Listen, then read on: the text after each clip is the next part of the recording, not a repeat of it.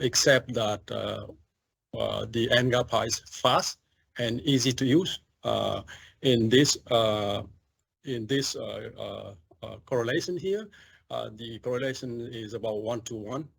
We did all different type of pi, H pi, concrete pi, Stinger pi, Baker BPT, which is a kind of soil investigations tool, or gas pi. And then the instant NGAPA. The I there stands for the instant. This is the instance compared to ICAP has a lot of advantages. The NGAPA is for any pi configurations, uniform, non-uniform, even pi with crack, with added damping. So what is added damping? Added damping, for example, when you have a pi template and the pi is rubbing on the template, so that is the template cause the skin friction, which is not part of the pi capacity. So that we can use that added damping there. And CAPWAP can do this. So is NGAPA and INGAPA, but ICAP does not, because ICAP is kind of limited. In ICAP, it is one-way export from ICAP to CAPWAP, but not vice versa. With instant NGAPA, it's two-way communications. NGAPA behave exactly the same as NGAPA. I'll show you later on. The results is plotted in real-time during driving. And the fourth module is GPC wave, which is similar to GIL whip. Again, whip will remain the gold standard. GPC wave was coded for driving criteria development. And as such, as you can see later on, it's much easier to use to develop driving criteria than whip. So some background here would be, this portion would be pretty fast. It's for people already familiar with dynamic load testing. So with whoever a beginner, they would need to research this. Shown here is the PDA gauges. So one strain gauge and one accelerometer is on one side of the pi, and strain is measured. So the force is correlated, directly calculated using this formula. And force is proportional to the square of wave speed. ZV, Z is impedance, is proportional to wave speed. So when you divide F by ZV, you would have F divided by ZV is proportional to wave speed. So when you change wave speed, you would change the proportionality. So let's take a look at one example. I haven't opened the program yet. So the program has, this program has three main modules here: GPC review, NGAPA, and GPC wave. Let's take a look at one example. And it would be this. So this concrete pi is not, this type of concrete pi is not allowed in FDOT yet. This is cylinder centrifuge concrete pi, which the wall is pretty thin. In this case, the wall of this one is only 7 inches. A Malaysian company introduced this to FDOT about, I would think, 10, 15 years ago, and FDOT rejected the, this kind of pie because the lateral, mainly because of the lateral capacity, which some crack, something like that. So this one, the strength, this type of pie, the strength is extremely high. As such, the wave speed is really high. Wave speed for this kind of concrete is really high. This type pie is very popular in South Korea, in Japan, and in all of Asia. The strength at 28 days is typically 100 megapascal. What is that in KSI? Let's see. Pressure megapascal 100 and going to KSI. So 7,200. Is that? Oh, this is TSI. So KSI would be, so it would be 14.5 KSI. So it's extremely high strength. As such, the wave speed is high. Let's see if this wave speed is reasonable. So in this pi, 2 here is a 2L over C marker, which is the inner pi. Tau is not clear. Let me turn off displacement. Smile a little bit. So a 2, the tau is not clear, so there's no way to tell what is the right wave speed for this pi. Also in Asia, they usually jack pi, not dry pi. So they jack pi like 90% of time, and only do the test, the restrike test for 2 or 3 blows. So tau is not clear, and because of this, wave speed has to be judged based on the concrete strength and based on the proportionality. So if I reduce the wave speed here, the wave speed is 15,750. If I reduce it, let's see, if I reduce it, it will change the proportionality. So it's now not proportional when I use a low wave speed. So wave speed will change the proportionality.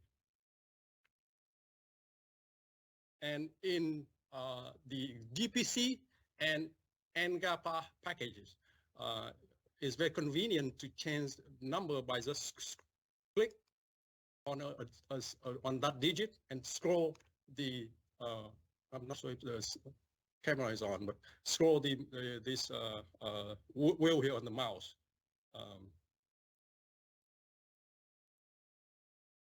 So back here, this is example to calculate wave speed from concrete strength.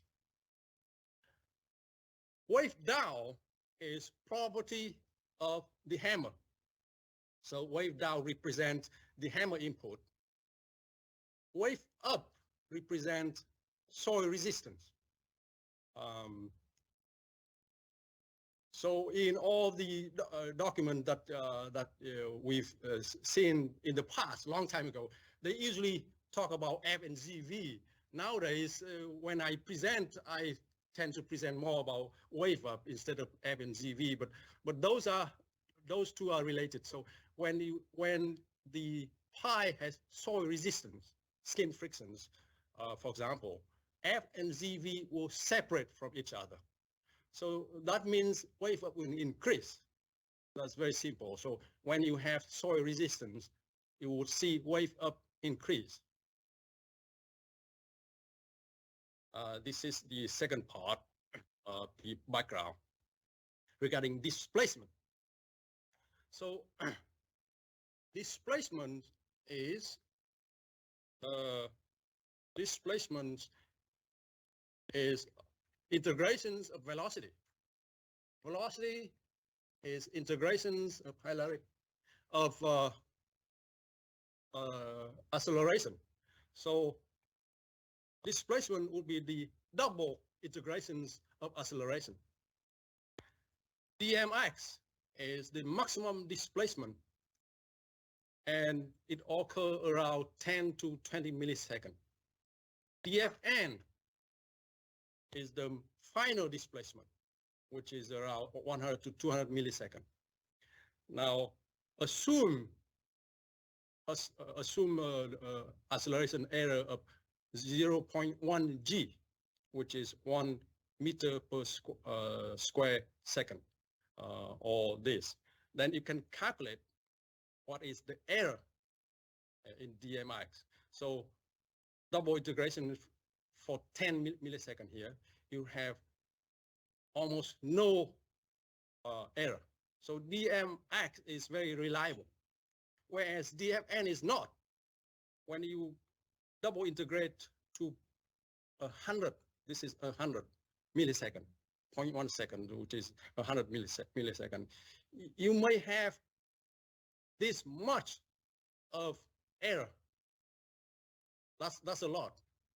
So because of that, sometimes DFN is totally wrong. I give two examples here. One example, you have negative DFN, and the other example where DFN is not stable. And this happened to any systems, PDA, GPC. A lot of time it look stable, it looks good, but once in a while you will have this issue here. And because of that, there's a need to adjust the end of accelerator records. And this is a type of example, but end kappa adjustment would be similar. I will show you later. The third part of the background is regarding hammer type. This is relating to the data mostly. So diesel hammer always have gas pre-compression before the explosion of the diesel. So it has force prior to impact. So in soft drive, this the first graph is soft drive. The second graph is into some soil resistance. So for both of these graphs, the force, the pre-ignition force is about 40 kPa. So here 40 kPa here, and down here is also about 40 kPa. But when it's soft driving, that portion is pretty high compared to the maximum. So in this in the soft drive, that 40 kPa is about 1/3 of the mark, whereas this is almost nothing, almost zero. Now, for air or hydraulic hammer or drop hammer, the force will be zero prior to impact. So that will affect the some of the evaluation of the record.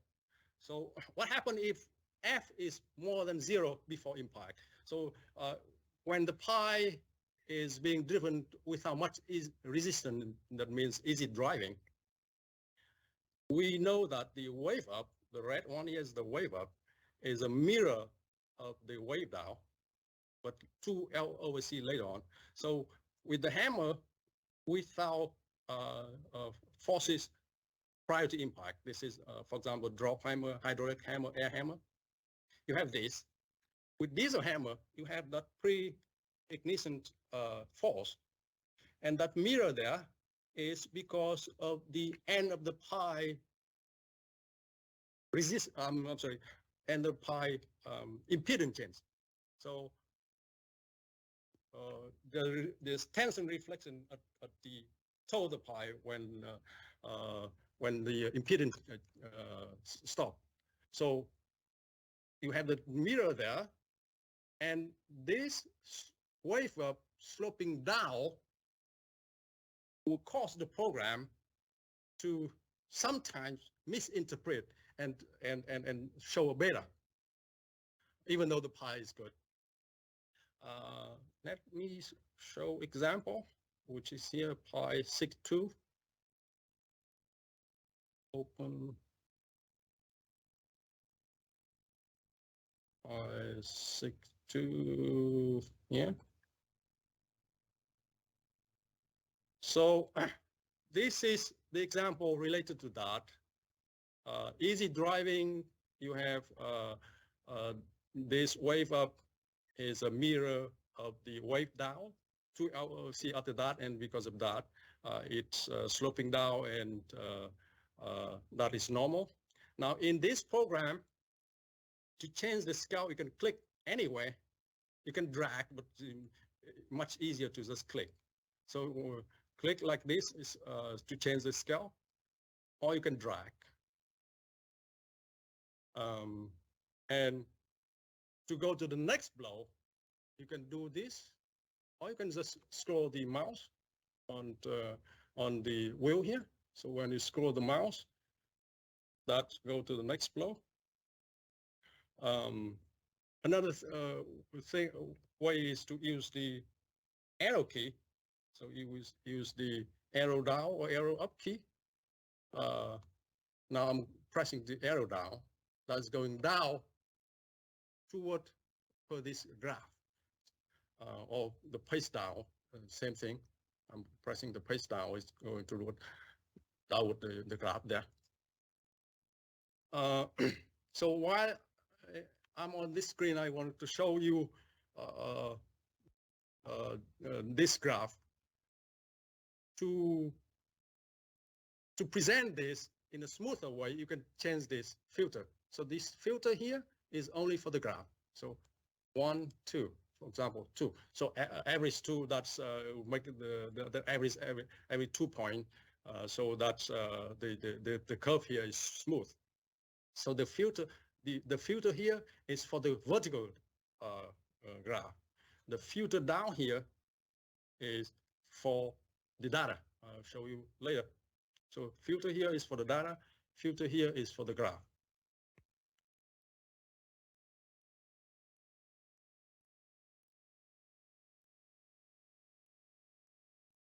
Now, generation ago, the previous engineer taught the next generation of engineer that FVP, the proportionality means FVP close to 1. I was taught that way, and I practiced that way for quite a long time before I realized that it's not quite right. The PDA manual here, as I mentioned here, PDA mentioned PDA clearly say that the proportionality here means that it's smooth to the impact zone. It does not mean FVP is 1. It does not mean that. But generations taught the next generations that proportionality means FVP is 1. That is not totally true, not totally right. It only true for one particular case. It's only true when it is non-diesel hammer and there's no skin friction within the rise time. So this is very rare though, to have this. You have to be non-diesel hammer and no skin frictions occur before the rise. So proportional only means that the wave up is smooth through the impact zone.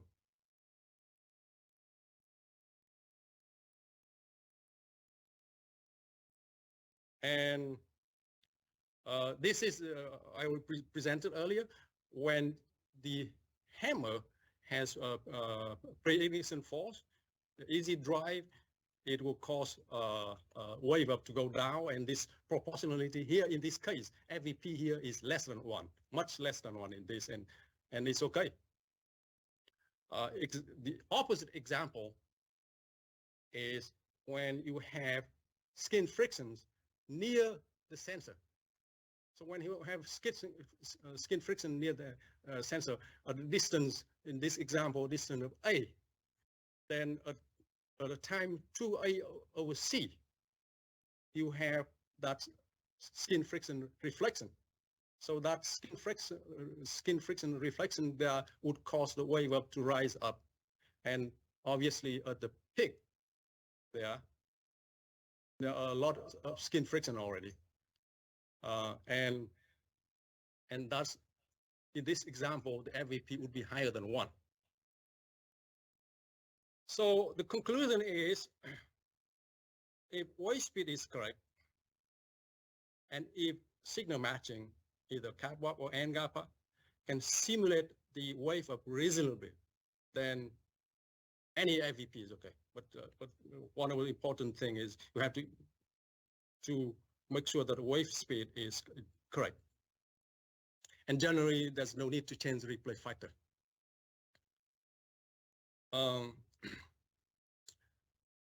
When the hammer has smooth force rise, in this case, diesel hammer, very smooth force rise, couple of soil resistance, sometimes it make it very difficult to detect the pi-toe deflection. And this, you can still see the pi-toe reflection, but in some other case, it's almost a straight line. And there it's very difficult to evaluate where is the toe. Now, I'm going to give you some example. Oh, I forgot the key. That's okay. I can, the PDA key. I can go to the end my remote machine. So I'm going to open a few examples where the program, the PDA program, would pick up T0 differently because the force rise is too smooth. So let's keep this example first, and at the same time, I'm going to present the in-GAPA as well. So in this example, the T0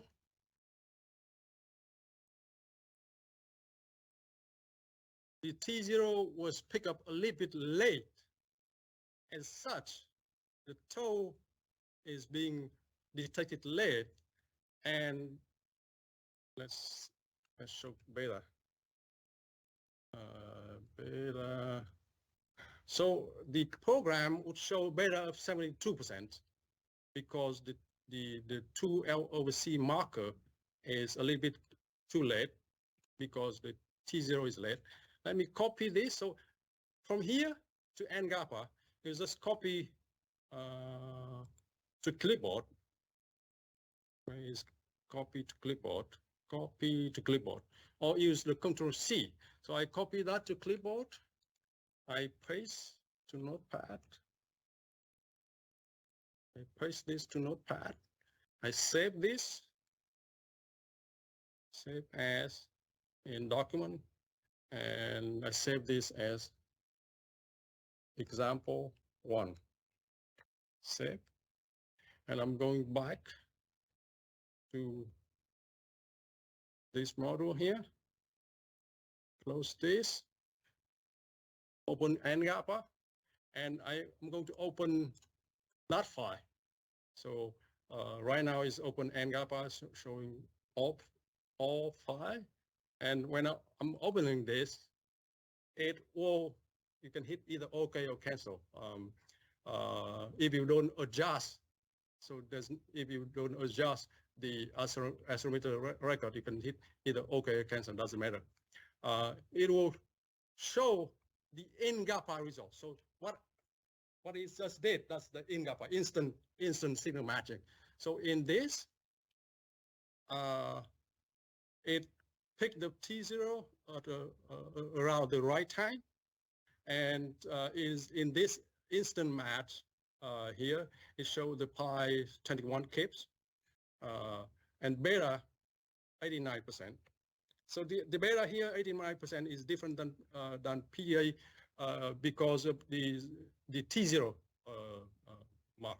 So T0 pick up the right point, and tau was the right point, and therefore the 89 is because of the sloping here. But so here, that's the instant N-GAPA results. Let's go take another example. Close this file. Open next file. Okay, this one. So this one here, the hammer, the rise of the hammer is too smooth. It couldn't detect the right T0. So the same thing, because of that, the tau was detected incorrectly, and it showed beta 88% here. You can try different impact point method. So in this, you can try different impact points. It doesn't help much here. Still the same result. So let's copy this. Copy to clipboard. Place it to Notepad. Notepad. Save as example 2. Save. Go back to here. Open. I don't necessarily need to save this N-GAPA file. So I just choose this and all file example 2. Okay. And for a moment, it will show the instant N-GAPA results. So that's the instant N-GAPA results there. Mask quality is almost near perfect. The beta here is 97%. So here it detects the T0 more accurately, and as such, the beta is more reliable. And beta here will not be rounded. In PDA, whenever beta is more than 90%, it will round to 100%. In GPC, it will never round. So it will show 90-something percent. PDA, if it's more than 90, it will round to 100.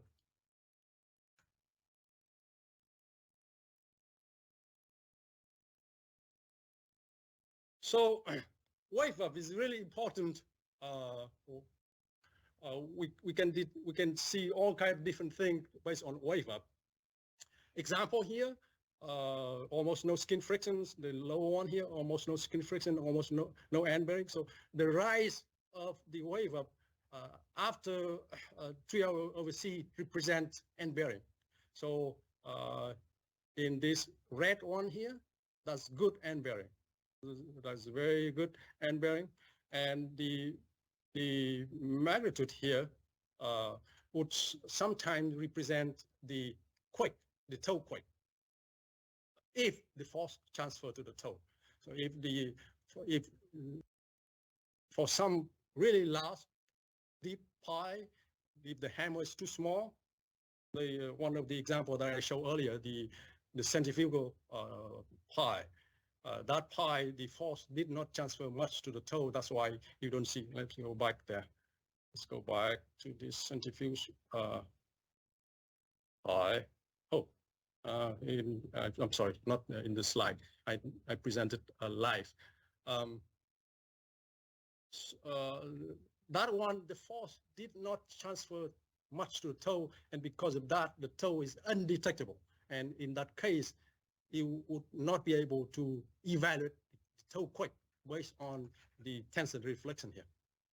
So here it means the last tensor reflection here, last in white here means toe quick is last. In this case means toe quick is small. The reflection here represent the reflection of the splice. So with this kind of reflection, is the splice good or bad? It depends. So for mechanical splice, if you monitor from the beginning to the ends, and if the reflections always stay about the same, or maybe a little bit more maybe a little less, most of the time, the mechanical splice is good. But if this is for epoxy splice, then this splice is failing on epoxy splice. If you see something like this on epoxy, that means this splice is failing. On this one, it has very good skin friction because wave up, slope up dramatically, and then sloping down gradually. This sloping down is the unloading skin friction, or negative skin friction. In this case is unloading scenario, and when that happens, the program may misinterpret and will show incorrect beta. Why you have unloading skin frictions results or negative skin friction in this? So relate to this static load test. So whoever done static load test with instrumentation before, it will be easier to understand. So in around 2004, I was with Langen, and that was the first time I did static load test with instrumentation. Before that, I did static load test before, but I was not. We did not do instrumentation, and because of that, I did not learn about the unloading. And when I did the static load test with instrumentation, I realized, oh, wow, the soil really locked in the stress. So this is the loading stages. And when you load, you have skin friction develop like this. When you unload, so we remove the dead load, remove the load from the jack. And when the load is zero, the stress still locked in the soils, and that caused the negative skin friction in this portion. So, so this negative skin friction is good negative skin friction, not the bad down drag in the embankment surcharge case. So you need to differentiate that this is not the down drag in embankment surcharge case.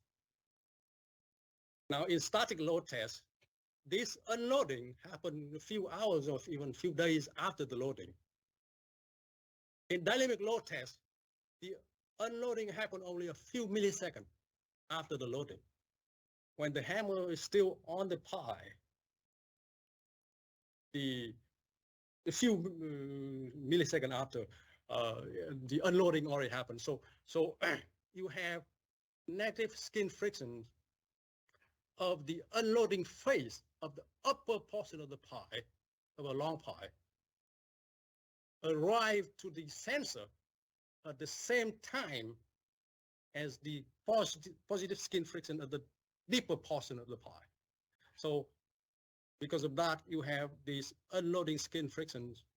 This unloading skin friction, even though it appears in a later portion, but it due to the skin friction in the top of the pie. So let's show example here. Example.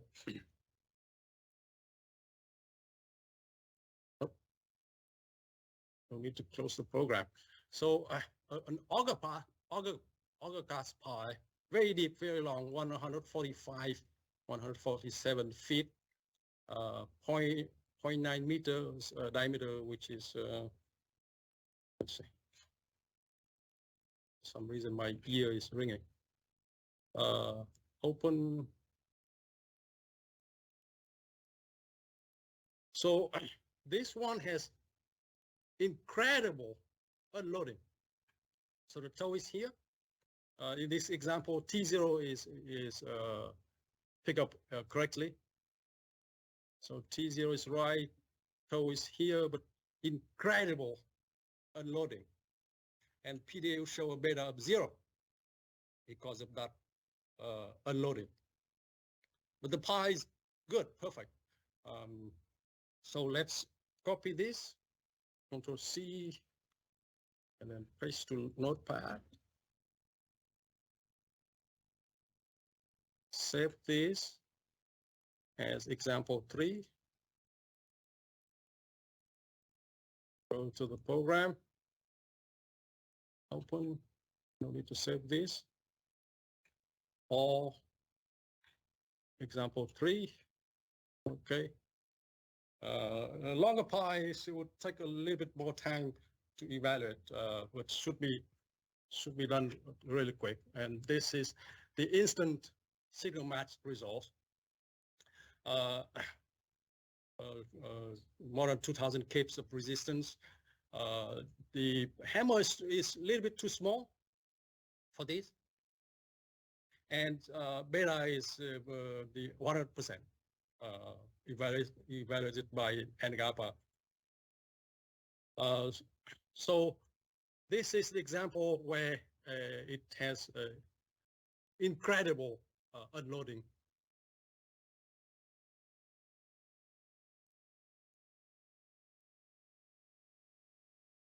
How to validate that the downward slope of wave up is due to negative skin friction, not due to damage. So, so in order to have a negative skin friction, you would need to have negative velocity prior to the valley line. So back here in this program, the valley is here. This the second solid line, that's the valley. And the velocity is way negative before that. Velocity negative before the valley. So in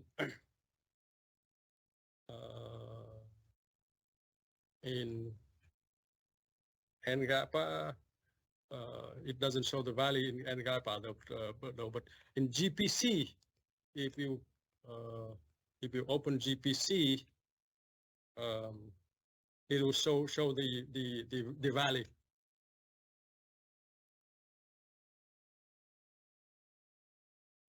So if you open GPC, I don't have that pi in GPC, but if you open any GPC file, it will show the valley here.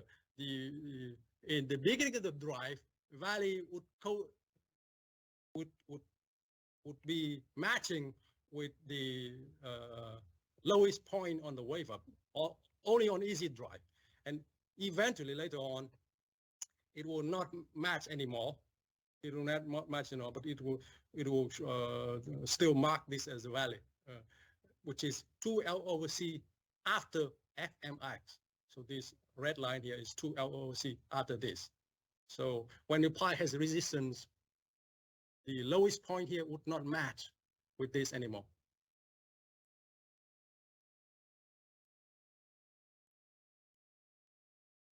I think this is fifth topic in the background.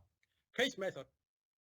Case method results is the total resistance minus the damping force, and the damping force here is closely related to the velocity of the toe of the pi.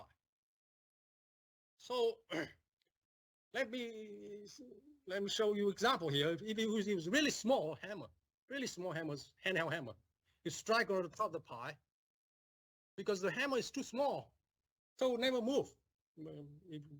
my extreme example here, a pit hammer, all the pi wouldn't move, not necessarily a toe.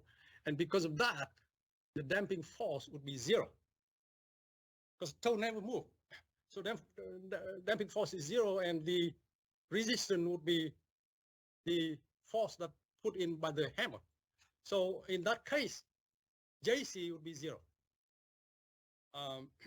And because of this, JC is primarily a function of the hammer energy relative to the pi source system. And after that, this table is secondary.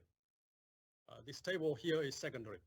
So example, drill shaft or last auger class pi, you frequently see this low JC because the hammer it doesn't have enough energy to move the pi. For small, short, steel pi, especially H pi, because H pi is usually very small, the toe moves much more, and because of that, damping, the lump damping JC is pretty very, very large, much more outside the range here. So summary here, the case method is preliminary, and it's not a gold standard, and it's stated so in many documents. This is 2016 versions of the driven pi foundation. It say that the signal match is much more accurate than the case method results. In the earlier version, it say the same thing. In early versions, which is 2006, it say the same thing, but it say cap up here. In the later version, it used the generic term instead of the trademark term. In ICAP manual, it says that the ICAP is currently only applicable to uniform pi, while not as powerful and as accurate as Kabwa. ICAP is still better than the case method, and expected to gradually replace the case method. In this 2012 stress weight paper, it says that the ICAP solution is more reliable than case method. So summary, case method is not a gold standard. It's a good reference, but not to be trusted. So that is the first part of my presentation. If you have any questions, Kelly, do you have any questions?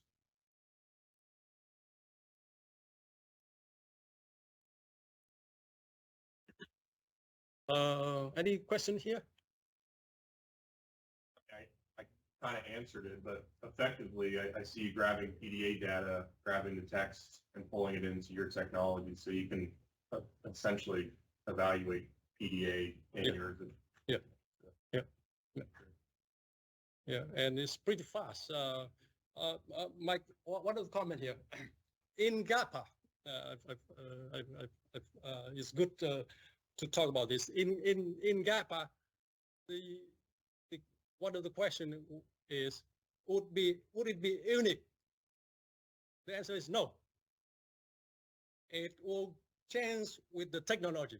So right now, the NGAPA is performed depending on the computer speed. We want it to be adapting to the computer speed. So with the increasing computer speed, we would be able to put more detailed analysis in the future, and would be more accurate in the future. So it would not a unique answer. It may change 1%, less than 1%. Same thing with ICAP, though. Some people thought that ICAP would be unique. It would be unique only for that version. When they keep changing, the ICAP results may change. So it Unix for a certain versions. The result of the ICAP in GAPA right now is very closely matching with the manual GAPA. And when we change, it may change small percentage of the results. One question. I'm sure you covered this before we got here, but what is it that's enabling NGAPA to pick T0 better than? Just our algorithm. I don't know. It's not that difficult though. It's not that difficult to implement. I don't know why the PDA would have that difficulty sometimes. But we don't have problems picking T0. PDA, once in a while, it, as some practitioner in here know, that once in a while it will pick the wrong T0.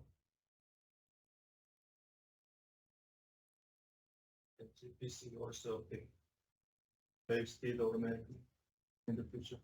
Yes, GPC does evaluate wave speed automatically. Yes, I will show later on. Okay. So what time is it now? I don't have time. 10:20.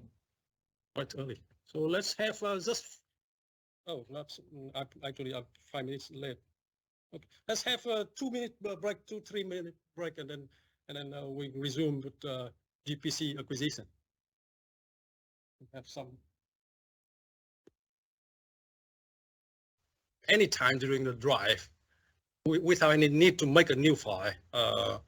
So going to, okay, let me close this, no need for this, close that. Let me call GPC acquisition here. So in GPC acquisitions, you have to make sure that you connect to the same box. So this box is 1003, and on the Wi-Fi, I'm connected to GPC 1003. So you just make sure that you are on the same box. Now, for example, if I have the wrong box, it will not able to connect. Will not be able to connect, and it will show message here. Turn off, turn on Wi-Fi, something like that. But yeah, disconnect and reconnect internet. But this is because of the reason is because of the wrong box. So let me go here, change the right box. So there will be two with the 1003. Whichever one is fine with the same. So you can pick either one of these 1003. And when you change the pi length, let's watch. When I change the pi length, it will change the post trigger length automatically. So when I change this, it will change the post trigger length automatically. So what is post trigger length? But the post trigger length is the length of the durations that it captured the record after it detect the hammer. You can change this anytime manually though. The program selects some number here by default for you, but you can change it manually. Why you need to change this? So let's me use an example here. So if during the drive, you will see if you have very long trigger length, for example, then this portion would be 0 for a long time. You don't need to capture that long 0. If it's all 0, you don't need to capture that long 0. You can reduce that number to reduce the file size. So this is related to the file size. But if you don't worry about file size and you just leave a big number there, that doesn't matter. So the so here as I mentioned, you can change this anytime during the drive. For PDA, you have to pre-select either 204 millisecond or 102 millisecond. It's a fixed number, and it's only in the before you drive. Once you drive, you'll not be able to change it. And if you have two file, one with 102 millisecond and the other file with 204 millisecond, PDA file would not allow you to merge the two files. But here, one file can have flows with all different kind of length. You can merge, if you happen to have two file on one file, you can merge it, no problem. So merging the file with different trigger with no problem. Same thing with sampling rate. One file can have multiple sampling rate. So let's go here. When you click here, it will connect to the box, and I'll show you. You can see me on this on the camera. So here is the two gauges. It's combo. Each gauge has a strain gauge and accelerometer within this. And one of the way to test how accurate the calibrations roughly is. Let me see which is it. This is one. This is one. When I put like this, the acceleration, the static the number there is minus 2.7. So that's the 0 point. If I flip it upside down, it will be different by 2. So so let me flip it upside down. That's minus 0.6, and when I flip up is 2.6. So that's roughly about 2G. So the difference is about 2G, the static between up and down. Now, well, so one of the thing here is very, very nice about this is you can detect problem with sensors based on this graph, based on the graph here, without just looking at the, if you have only the option to see this number, sometimes you don't detect it. So let me put a bad gauge on and show you what bad gauge is. Let me unplug. So this is example where it the graph is blind and it showed red here. So that is example. For example, during the drive, your cable is being cut. I have a bad sensor here, which 51133.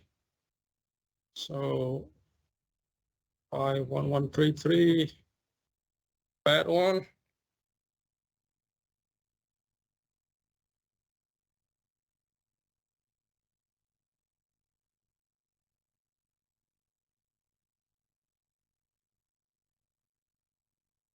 So this one, let's put it stay still here, and let's see.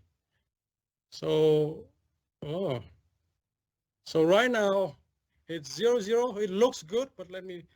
Actually this one has some cable issue. It's good now, but it has cable issue. Sometimes it will. It looks good now, but it would have cable issue though. It will look good right now, but.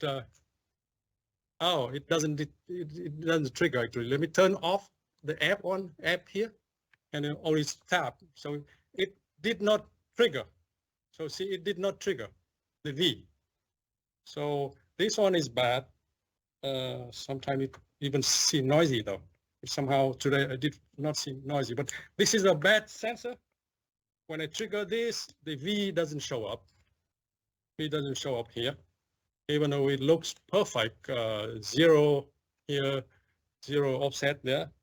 Let me do the slow graph. So when you do the slow graph, the graph stay longer on the screen. So I'm going to tap on both, and then I'm going to turn on tab here.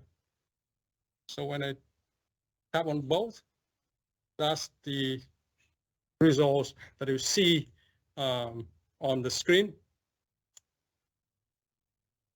Let me show you a different one then. I thought this one, the bad one here would show noisy, some noise, but it did not. Let me change this to a different one.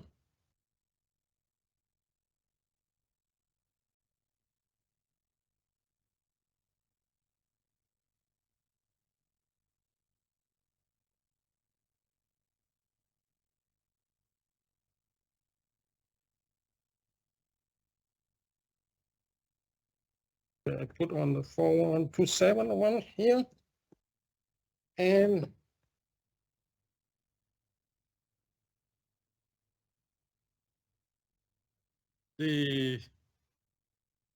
this number would keep changing. This number here would keep changing, the number here, the acceleration here. It keep changing.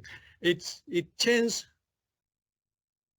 even though it looks fast here, but it changes slow enough within 100 milliseconds, which is the durations of the blow time. That if you use this, so if you happen to use this, it may still give you good results. So let me do this. So actual drive here, change to V1, V2.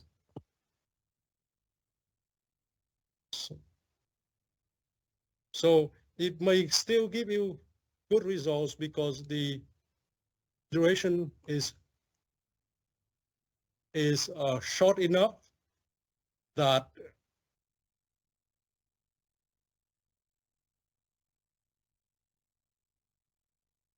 it's the graph here. The graph here, you can change it to automatic by right click here. That's the automatic scale. So the sensor may still give you good results. Sometimes it gives you noise, but let's go back to the sensor check. So this sensor, this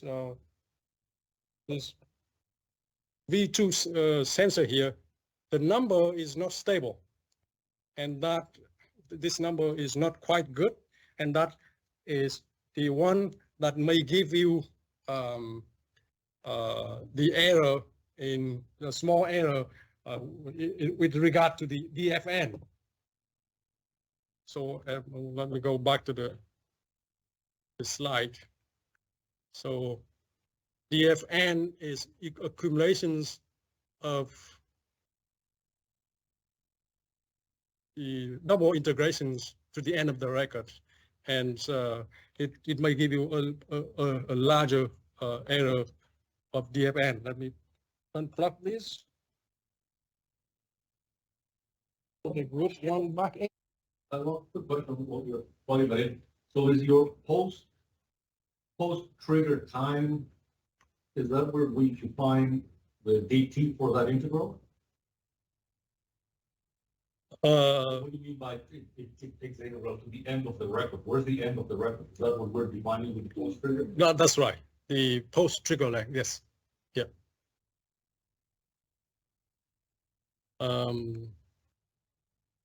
So here, 51134, going back here.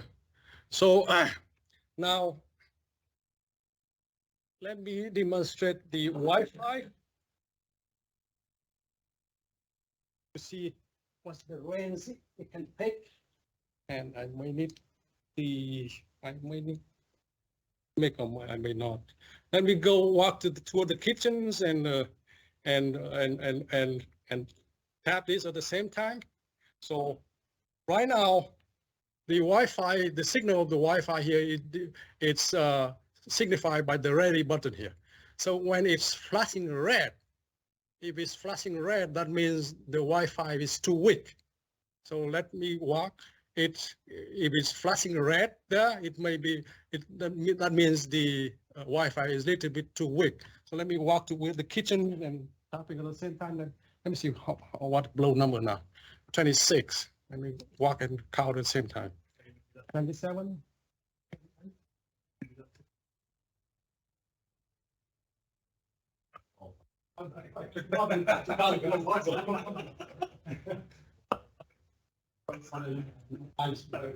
What is the rule number? 31. 31. 2, 3, 4, 5, 6, 7, 8. Walk outside the building. It's pretty good. That's pretty good. Flashing red anytime? No, no. So when it's flashing red, that means the Wi-Fi is too weak. But even if it's flashing red, the box still collect data. So even it's flashing red, it will transmit data as soon as it green again. So it will always collect data, even though it's flashing red. It will stop collecting data only if it stays red. If it stays red, then it will stop collecting data. Now this box is the version 3, actually, version 3. That box is version 2. That box is version 2, have weaker Wi-Fi. And with that box version 2 there, weaker Wi-Fi there, it will flashing red more often. Let me try that one. Let me try that box. So let's turn up that one on. And going to connect to that box, which is box 1001. So while you're doing this, are you able to maintain a drive log? Like you're still collecting data off of that, or do you have to start a new file when you're playing with your stuff? What do you mean? Will you come back and you'll still be collecting data in that same file, or do you have to create a new file and then go back and merge stuff? No. If you're troubleshooting the field and you're having. No, I can keep doing this. Yes, I don't need to make new file.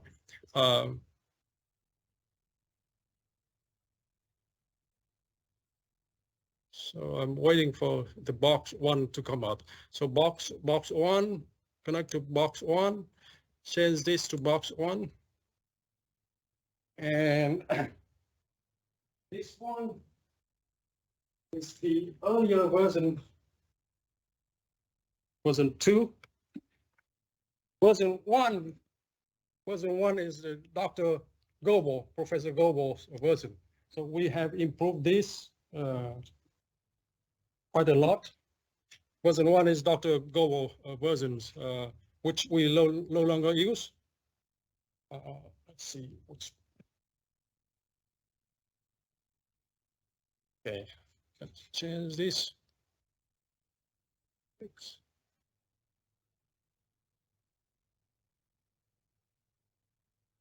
And this, since this box was used by a different computer earlier, now it will say that hey, this box was used by a different computer. Let's repoint this to this computer. So it will take a while in the beginning because it needs to repoint to this computer. So here, box previous used by another computer, now redirected to this computer. So reconnect. So let me demonstrate this Wi-Fi of this box. It'll be a little bit weaker. So it will flash in red. This one would flash red earlier, 47, 48.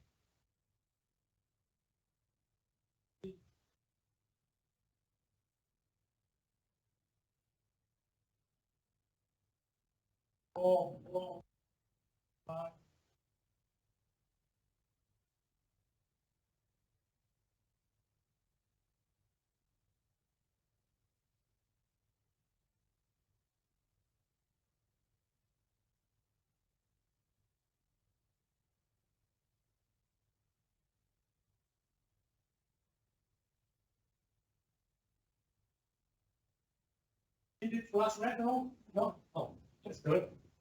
It's too good, though. You can't make it fail. That's good. This box is like it wasn't two. It will flash red more often than wasn't three. This one is good.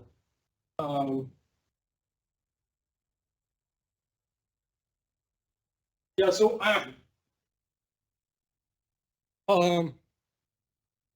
Minggu went to our job site about 2-3 weeks ago, and he was really impressed with the way we collected the data. Nothing missed, and so it's very intuitive. And last year, I landed this to my good friends in Central Florida, and his finger is too big fat. At the time, the button is really small. He could not hit the button. So the screen here is touch screen. Here is touch screen, and he could not. So he could not touch the buttons, and after I visited his house, he showed me, hey, I could not touch that button. I realized that I improved that. So we've been given this for other firms to test, and we like, oh yeah, the button is way too small. So now just touch, it will change the graph here. So instead of selecting earlier version, I have to select items. Now just touch, it will change the graph. Let me change this. You wouldn't be able to see here though, but same thing would be here. Just click, click instead of selecting the option. So this tablet here is the touch screen one, very convenient.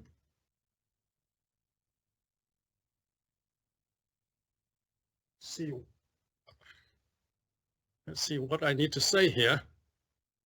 So when during the drive, you can go back to the previous blow by the same thing. Use the mouse here, scroll up or down, or use the keyboard, or just click on the graph. So if you click on the graph there, it will go to that blow. You go to that blow.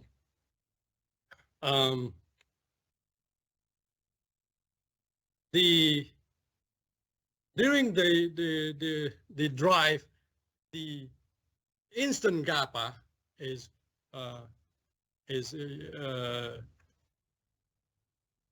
going to do the signal matching automatically. And let me demonstrate. Let me end this drive, and I'm going to pull up a simulation, which is actual data here. So I'm going to go to here, select simulate, and right now the match is coarse match. So we have the 3 level here: coarse, medium, fine. So this is the in-GAPA level. So coarse means it will be quickest, but it's rough. So you typically select this for a long drive. For a long drive. For set check, you can select medium or fine. The reason is when you select either medium or fine, the computer may not have enough time to calculate between blows. So between blows, you have only less than 1 second to calculate. And if you select fine, it may take, for example, 2 seconds. And it will have a delay showing on the screen. But if you do a set check, for example, set check only 6 to 10 blows, it will show it will have a delay on the screen. But because you end the set check only at 6 or 8, it will eventually catch up. The program will eventually catch up and show everything on the screen. Now for a long drive, 100,000 blows, you don't want, with the current computer speed, you don't want to select fine, because it will accumulate the delay on showing on the screen. It will collect everything. It will collect everything. It will just delay on showing the screen. So if you choose fine math, it will have cumulative delay of showing the results. So let me show coarse math for now. And this simulation, the pi is 50 feet long. Let's change it to concrete pi here. And let's see. Okay, it looks good now. Earlier, for some reason, it's a little bit corrupted. So let me pause it for now. So first blow, the match quality is 6.86, which is not good. Earlier, when I mentioned it has bug because the stress were not right. Stress is okay now. So as you go, the match quality would eventually better.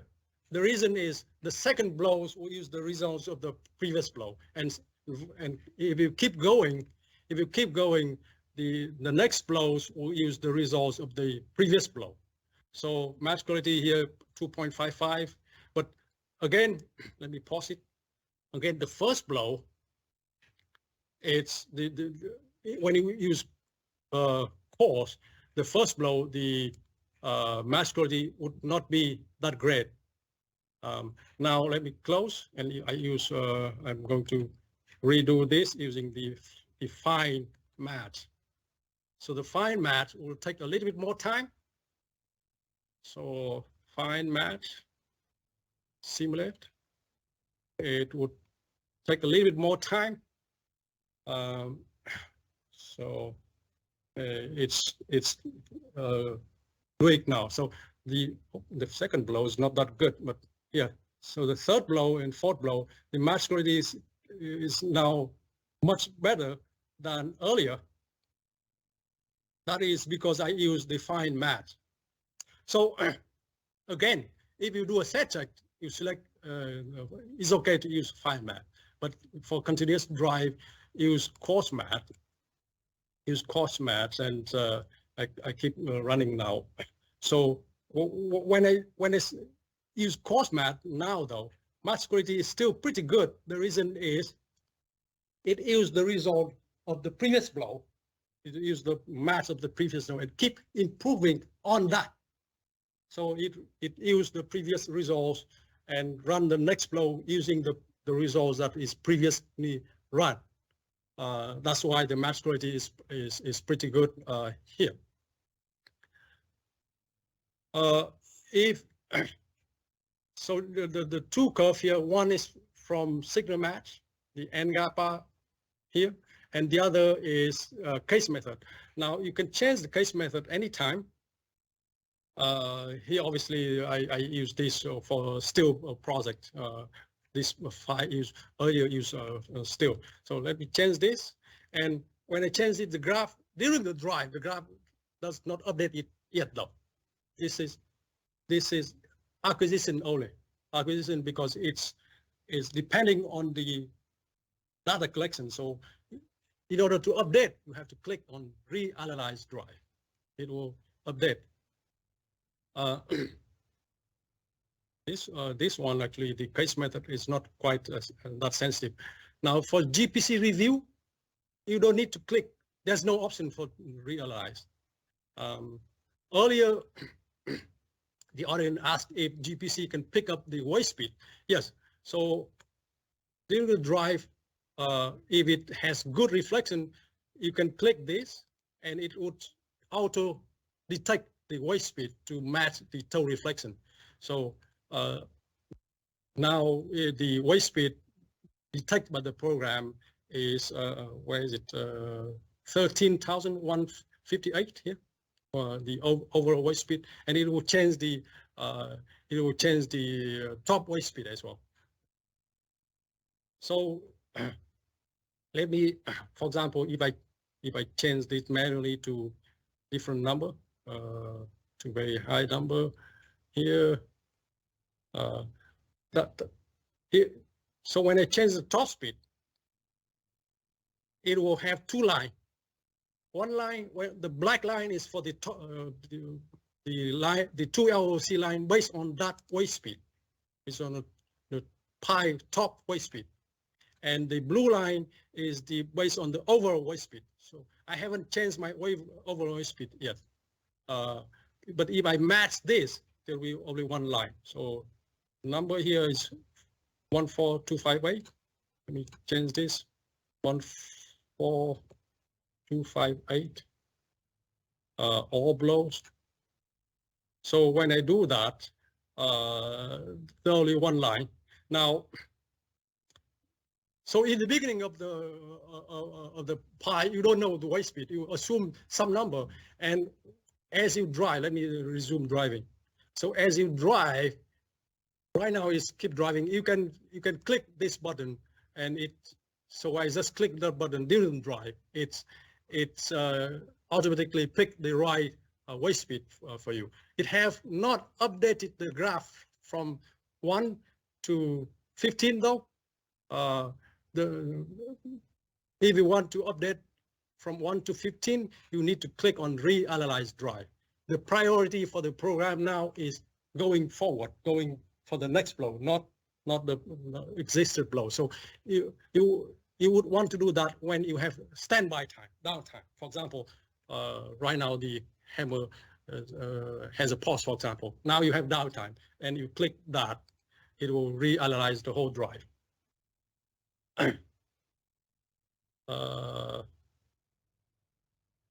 LP, let me resume driving. LP, you can click this to increase the LP. What is the auto LP? So Jordan Nelson from our firm is, let me click this when I'm talking. Jordan Nelson from our firm is working on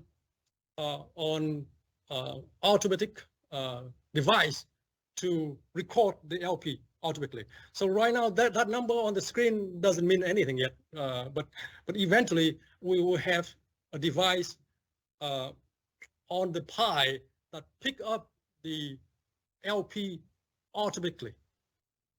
That way the pi driving log would much easier. And if you, similar to PDA, if you miss it, you can revise this. For example, if you click too fast, you want to make this 4, you change it back to 4. So actually in this simulations, it's let me change, let me end this. In simulation, it doesn't work that way. Let me go to run, and right now I'm using that box over there. So whenever I change the sensor or change the box, the sensor balance will automatically comes up. And let me use that box. There's an LP. So if I go back here and tap, so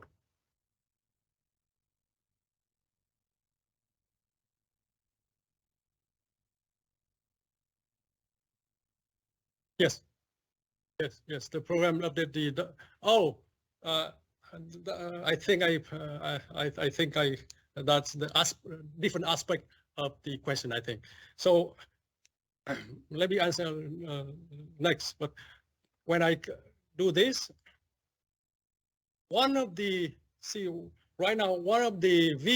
automatically turn off. So the program, when the program see the two V are very different, it will automatically turn off one of the V for the user. All right. So, and let me try to see if I have, yeah. So when I tap it eventually, it will have a similar V, and when it has similar V, it will turn on the V automatically for you. So in GPC, most of the time, you don't have to manually turn off a bad gauge. The program do it for you. So if you have a bad accelerometer, the program will see right now what of the V is bad. It will turn off for you. So this is one of the distinguished feature here. The same with the force. Actually, the force, it will not turn off for you though, because it's required to have two forces. It's required to have two forces. It will not turn off the forces for you, but it will display, if it's really loose, it will display that sensor is loose. So let me open GPC review example where it has loose case. So the message, this is GPC review. The message of GPC review, let me see loose case example. Yeah. So let's see. Let's see which one is loose.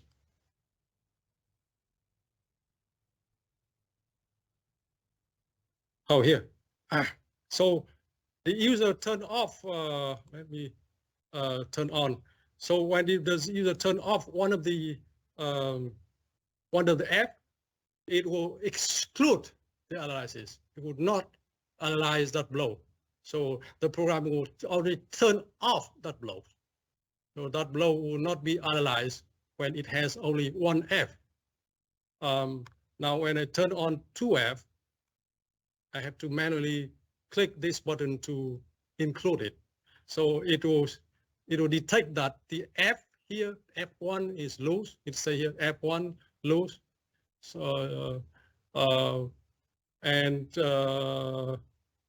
let me do it again. If I turn off one, it will already turn off that blow. It will not analyze the blow. I would not be able to turn it back on. So it will stay excluded. It will stay excluded.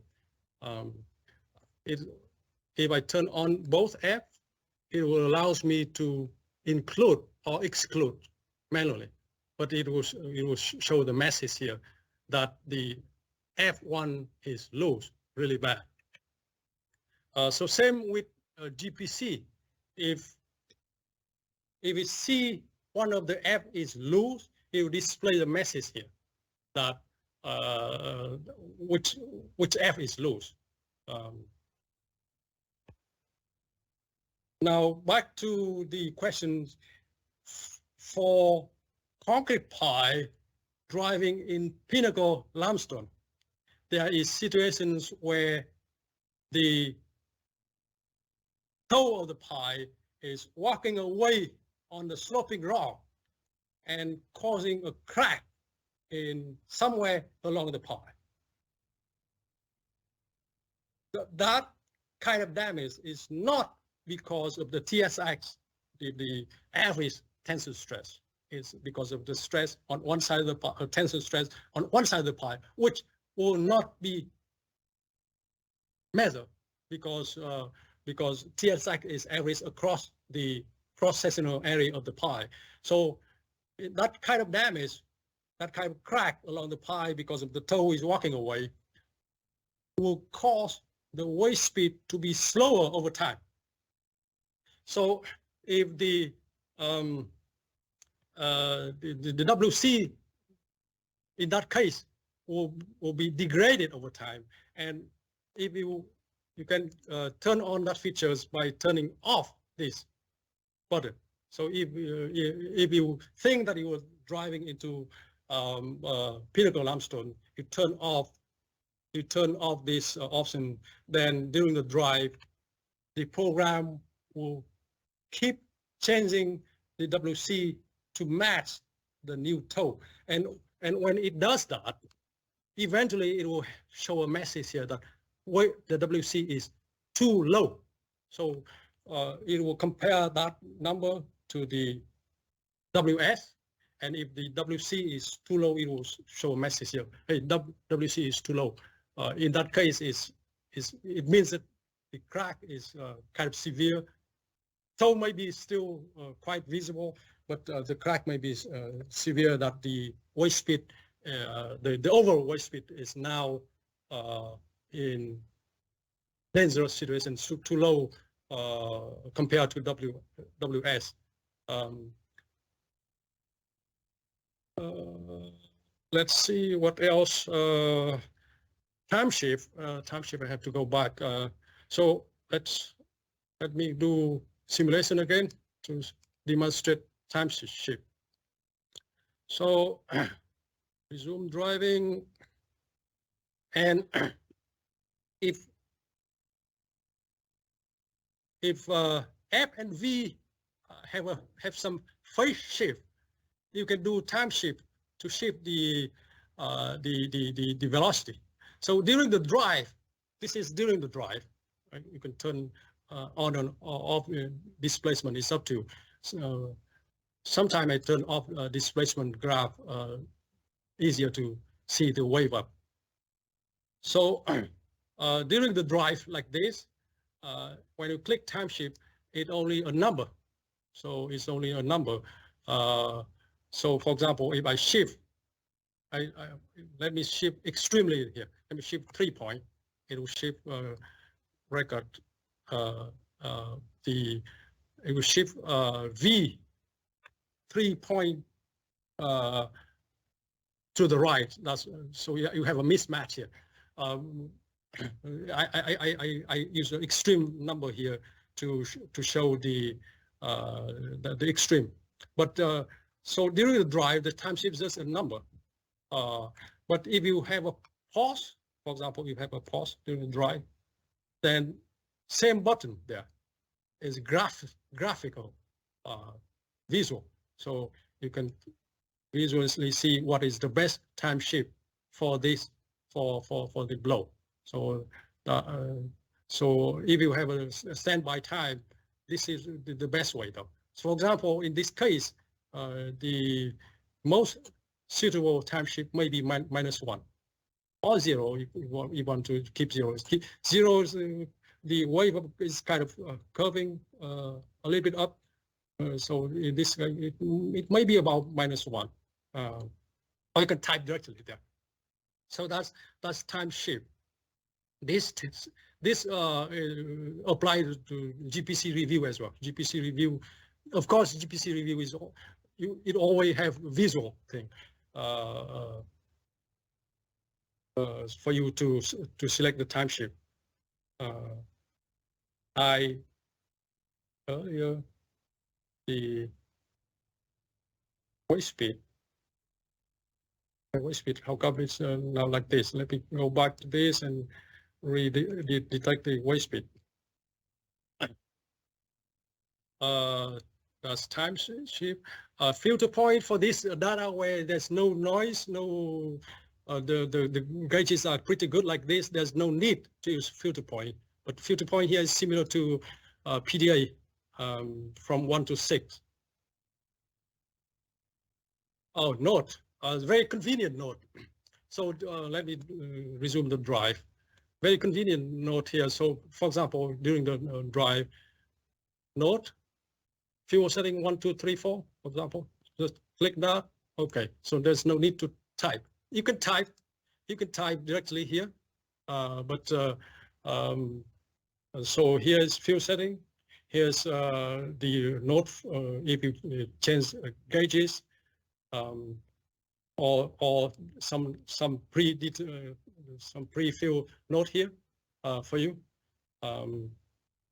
So and when you this is during the drive, so the note will disappear because it's new blow. But let's say if we have a pause, and here is you select this blow here where you stop. You make a note there. No. Fixed hammer, for example. Okay, that note stay with that. So when you click that back, because you haven't moved the blow, so that note stay there. And when you view GPC review,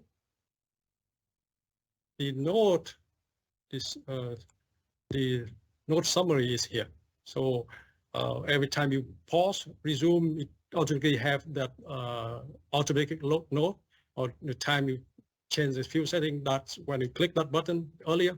So that's the node in this table. Going back to, if you happen to change anything here, you need to save the file. So for example, this is a significant standby time. You want to run in GAPA, for example. You want to improve in GAPA. So change this to medium match, for example, run the whole drive, all blows. So it will take a while. It take a while because I use medium match. But let's cancel. So doing this because it's, for example, the contractor is, hey, I'm ready. Let's go, for example. Then I need to click cancel. And because I did update the INGAPA from blow number 1 to blow around 24, because I did do that, I need to save. So I save it and I go back to the program, and because the contractor is ready. So for that, it did improve the INGAPA from 1 to 20, I don't know, around 25, and from the 25 to the rest, it remained the same as before. So that NGAPA was the same as, it did not rerun NGAPA in my earlier few minutes ago.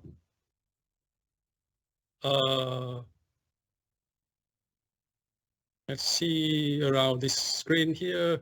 So in this, the box here is the case method. The box down here is the signal matching results. The graph, you have multiple graph there. This is the stress graph. This is energy and stroke height. Beta, rebound per blow for top and toe. This is obviously rebound here is calculated based on the signal match results. And this is the envelope for the tensor stress. There's 2 envelopes for tensor stress. One based on the case method, one based on the signal match. So the black one is based on signal match. Remember that in case method is only based on 2L/C, whereas in signal match is the whole record. So the signal match tensor stress here will be more accurate than the case method because it searches for the whole record, including the re-reflection from top down. So force travel to the toe, reflect back, and then hit the free end of the pie on top, and then cause another tensor stress going downward. So the signal match tensor stress is always more accurate than the case method. The case method is only 2L/C, and that's it. And it has compression stress envelope as well. So that is the cyan line here is the compression stress envelope, which other program don't have.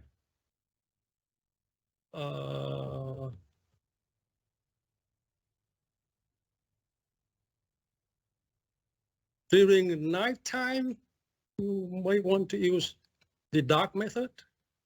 So it's different. It looks it maybe not. We need to improve this dark feature, the dark color mode though. But the dark is to use the screen in the dark. Light usually you use light.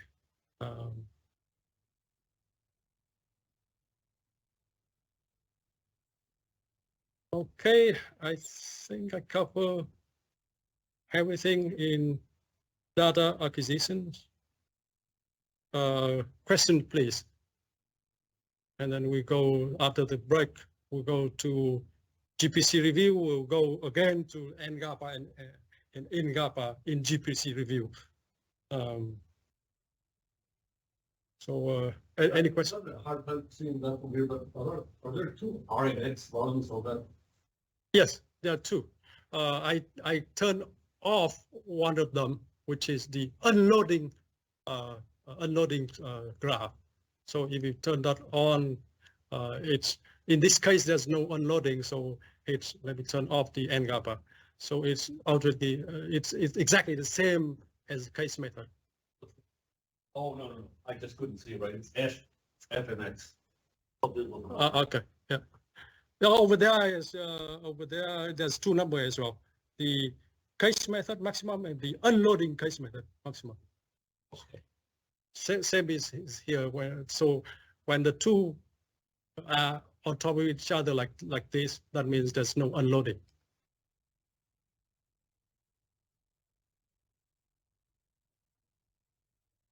Any online questions, Kelly? Okay. I was just going to ask, as far as the hardware is concerned, I saw you were manually inputting the gauges. Those, I mean, given that it's the accelerometer and strain gauge, those calibrations are built into that gauge, or you're manually inputting those each time? So future versions, it will auto update like the 8G. Smart gauge. Right. But right now it's manually, we have to manually change. But the future version, it will ultimately detect what gauge. Regarding data qualities, this is similar to what you've seen in the PDA. The bending ratio, ideally, you want to be within 0.3 to 3, ideally. So F1 over F2 here. V1 over V2 typically very close to 1. When you have a gap in F, or last gap in F, you expect to see gap in V though, or smaller magnitude. So for example, if F1 over F2 equals 3, for example, V1 over V2 maybe around 1.05, 1.07. Velocity on the two sides of the pi are similar, despite the hammer force being applied unevenly. So the velocity are expected to be quite similar. At the end of the record, you want to see F close to 0 and V very, very close to 0. So that is indication of good quality. So during the drive, first of all, you want to see a smooth wave up from T0 to 2, from T0 to 2, and then you want to click on this and then go all the way to the end of the record to see if the V is close to 0, F close to 0. In this case, F is not 0 yet because the pi is still in motion. So for example, in this case, if you see this is soft drive, if you want to be very accurate, you might want to lengthen your post-trigger length. So the post-trigger length here is not long enough in this case. So during the ride, you see this, and you're very particular about this data set, then you can lengthen the post-trigger length a little bit more. But obviously, this is a soft drive. It's not that critical in terms of capacity. So it's okay to stay with the post-trigger length this, even though it's not that accurate. But the soft drive, you only worry about tensor stress, which is about, I would say about, it's not 2 LOC, but up to maybe 4 LOC. So this would be long enough.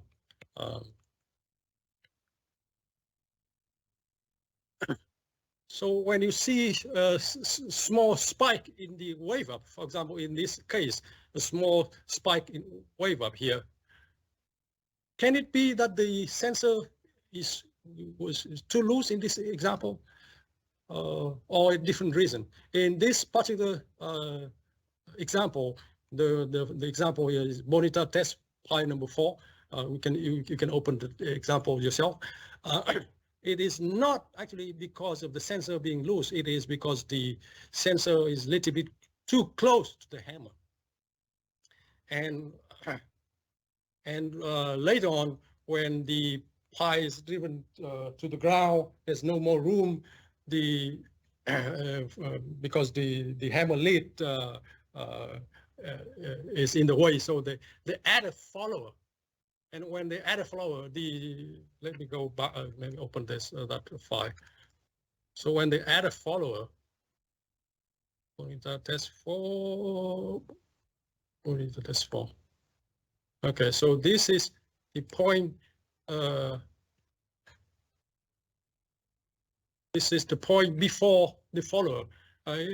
Small, really small spike, not that bad, but after that, it's extremely smooth because the sensor now are very, very far from the hammer impact because of the follower. The sensor is still on the part. So when you see little spike on the wave up, it is because from the force or velocity.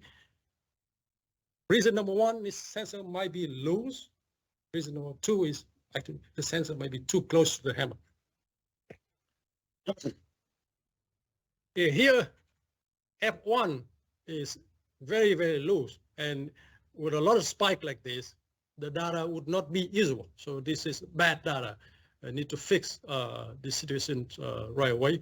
The loose sensor might be because of the angle itself, or might be because the ball was not tightening well. So, so when you see a lot of spike on the data, it's not acceptable. Now,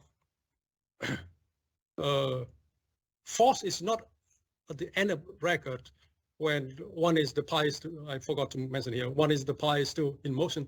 2 is it actually pick up the signal of the rebound. For example, drop hammer, when you drop, the hammer will rebound back. So it will pick up the signal of the next pulse or of the rebound or the next blow. Or another scenario is the pi has a permanent change. So remember on slide number or the beginning here, it is the change is measured, not the force. So if you have a permanent change, that was interpreted as permanent force, even though force is gone, but that is because of permanent change. So permanent change here happen frequently to still pi. Still pi is being deformed at the top. So to minimize this, you want to put the sensor as far away from the pi top as possible to minimize the permanent change scenario. Another example here is on the centrifugal pi.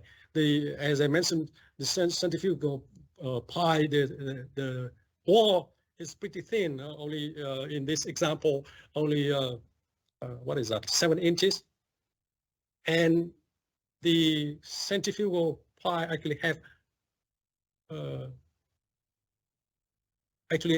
crack on the top. Because of that, more frequently has crack on the top of the pi than our FDOT solid pi. FDOT is solid 18 inches, 24 inches, or 30 inches pi. You would almost never see crack on the top of the pi unless it's small, but it's small, the whole chunk fall off. Not a crack, but on the centrifugal pi, you frequently you see crack, and if the crack happen to be through the sensor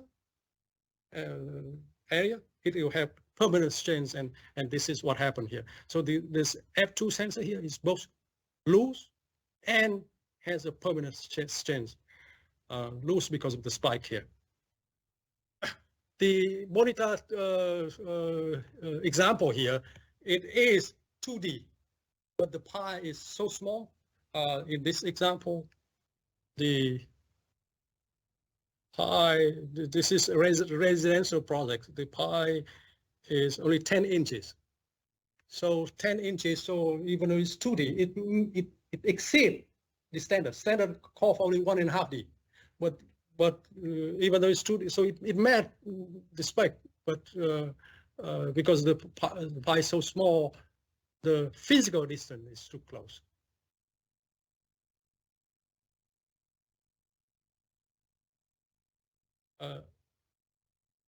Any online questions? Okay, we have a long lunch break. 1 hour. Let's maybe we can resume here at 12:45. Thank you. Okay, thank you, Ty. If there are no other questions, have an hour lunch, come back here at 12:45, we'll resume. Okay. Thank you. Okay, have 12:45, ready to start for our afternoon session there. So, Ty, so all you have to do is click there and you're ready to go. Thank you, Dr. Dick. Earlier during the, hello everyone, let's get back here. Earlier, I forgot to mention a couple of things. Now, the laptop is able to connect to the box using Wi-Fi, and I'm still able to present to you Wi-Fi as well, because we have two Wi-Fi here. One Wi-Fi of the laptop and one external Wi-Fi. So I use this external Wi-Fi for the box, and I just plug in. I have another Wi-Fi, so I have two Wi-Fi here. And another option is I can use cable. I can use Ethernet cable. So the box has an Ethernet port here that I can plug in. So if I don't want to use Wi-Fi, and I can plug this Ethernet cable here to this port and plug to the laptop. So this cable is really, really cheap. You can buy it anywhere, eBay, Amazon, and you can buy as long as you want, 200 feet, 300 feet cable. So that's the option there for the cable use.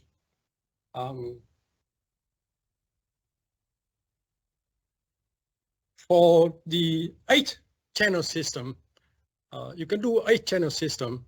So let's get back to this.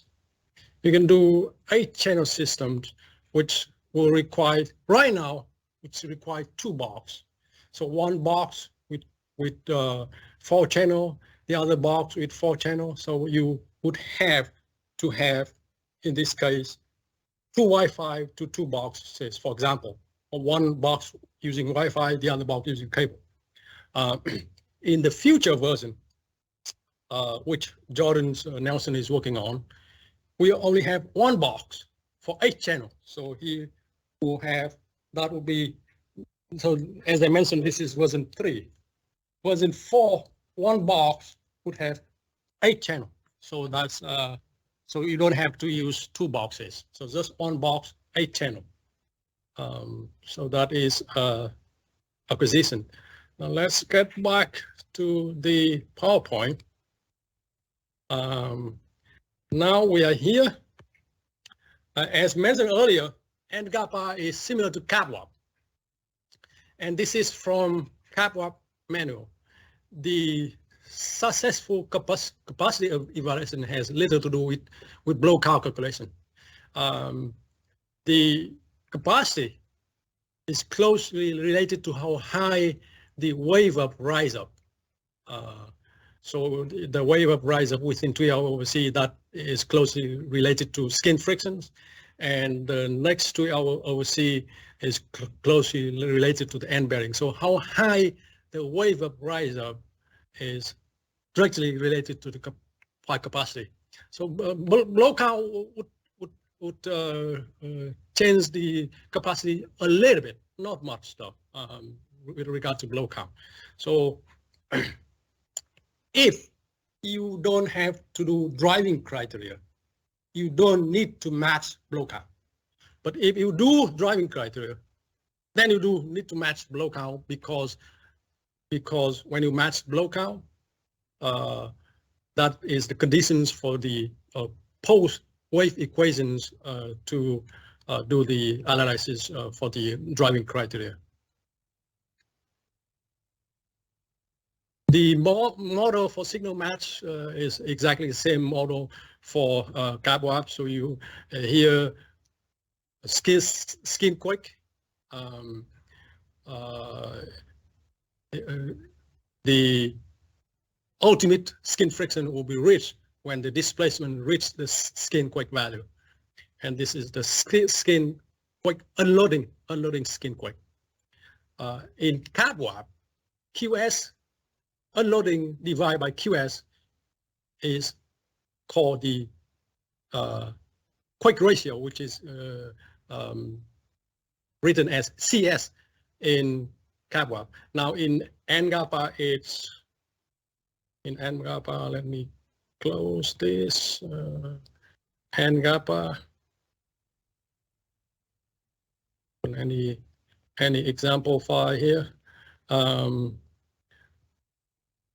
Unloading quake is a standalone parameters, and in this table, the users, if the users want to use variable quake and unloading quake for each segment, they can do so, or they can just keep it constant like this case. So that's quake and unloading quake, same thing for the toe quake and unloading toe quake. And so in CAPWAP, it's represented by the ratio. But here, toe will be the last row here. So the last row is the toe. So quake in this example, toe quake is 0.282 inches, and unloading quake is 0.189 inches for the toe unloading quake. I hope that it's readable from the online. The number a little bit small. That's the model, the static model. The dynamic model is related to the Smith damping factor. Smith damping is the unit is second per feet. So that is the model, and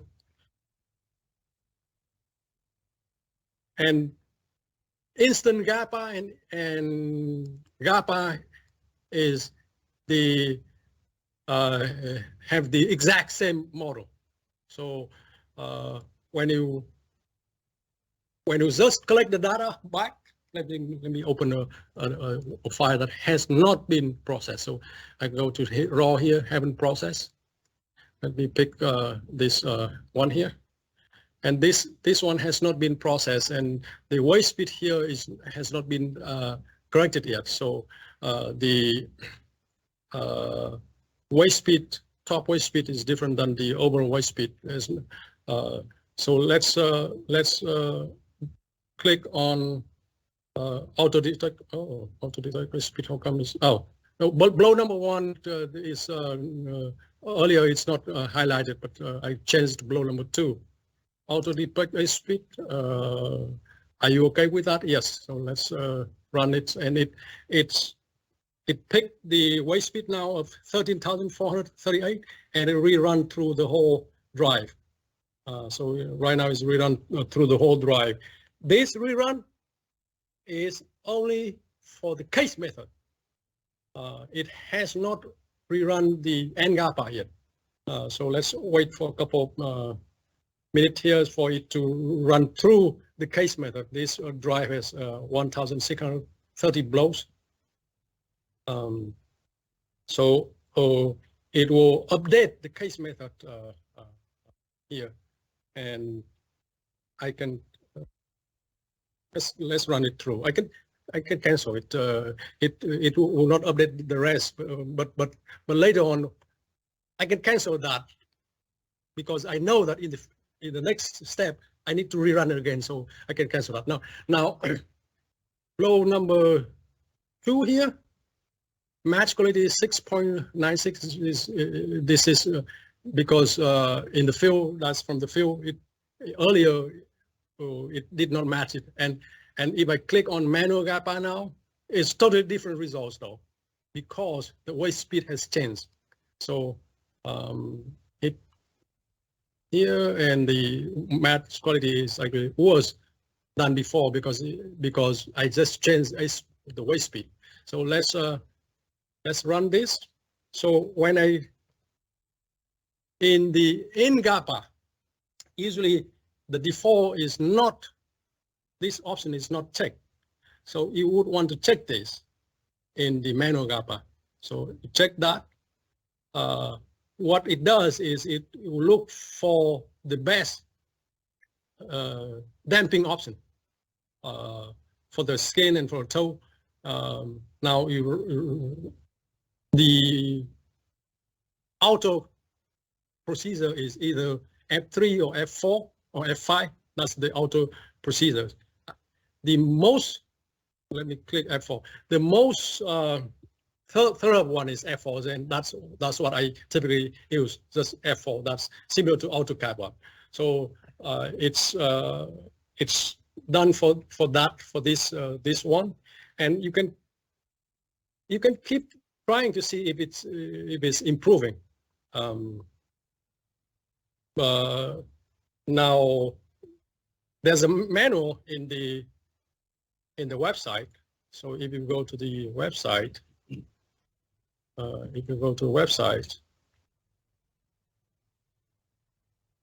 you go here, you go to the end, you can download the manual from this link, and you would have the manual. It will explain in detail what the options are. So I just did a manual NGAPA, and as I mentioned, I have a little bit of user influence here, just a little bit, but I can do more. This is a pretty good match already. This is soft dry observed blows, 6 blows per foot. Almost no resistance yet. I can just leave it here, or I can manually keep changing more. So I can, for example, if I click the mouse here, I hit F6 on my keyboard, it will try to see if the program can improve just on the SS, which means SS here means damping for the skin. So it couldn't find anything better, so it left there. So sometimes when you select some number and you hit F6, I hit F6 now. You can hit F6 on the keyboard or on the screen here, and it may reduce the. I haven't changed anything, so this is optimized already. But you may see a little bit worse. A little bit worse match quality though, a little bit worse. So if that's the case, then just go back to the previous analysis.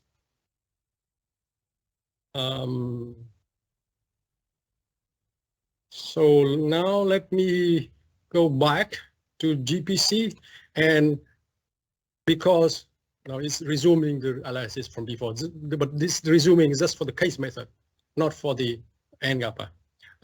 So blow number 2, I just did a manual NGAPA. Yeah. Now, when I click this and I click on subsequent blows, it will take a while. Click on subsequent blow. It will take much longer time for 1,630 blows.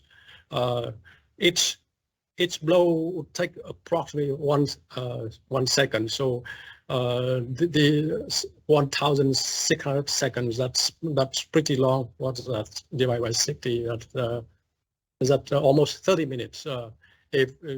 So for this long drive, it will take almost maybe not 30 minutes, maybe quicker, but you can. So if you have time, just leave it there for it to run, go doing something else, and then come back half an hour for the in GAPA to run. So this is still in GAPA, but the office in GAPA, not the field in GAPA. So the office in GAPA here has been influenced by the second blows, which I just did. So it's instant signal match, but being influenced by the user analysis, which I did on the second blow. And now it will keep, each blow will keep improving based on the previous blow. Let's go back to PowerPoint while it's running now to see if there's anything. So right now, actually I would need to stop. Right now I'm still not matching the blow count. So let me let run it for a little bit more. So for driving criteria, if driving criteria is needed, then I need to run NGAPA using a blow match level higher than zero. So right now it's still not matching blow count, purposely not matching blow count. So let me cancel this, and let me show you. Let's select this blow, which is it's just did match grade 1.26, and let's see what it has. So 1.26. The DFN is, as I mentioned, the DFN is not the super small in this case. The DFN is almost zero. That's why the offset blow by the program, you think that the offset blow is 3,000. So this is not the this from the LP. Blow count is not matched. So let me go back, and this is blow 347. And let me see on the LP table, blow 3. I'm sorry, you can see here both here. So the LP is 45. LP 45 here. So that the blow count based on the field record of GPC. Obviously, it depends on the user as well. If the user was able to keep track with the LP, it is for that foot. It is 44 blow per foot. Only 44 blow per foot from LP at 45 to 46. So when I change this to let me go above a few more blows and change this to blow match level 5 in GAPA subsequent blow, so it will reanalyze from where I selected blow 318 downward using match level 5. The higher the match level, the more effort the program try to match blow count. So, and in doing that though, it may sacrifice the match quality. So if it try to match blow count, it may sacrifice match quality. Let's see, let me stop here, see where it, okay, so it go past that earlier. Which blow I was on? 300, I forgot now, 387?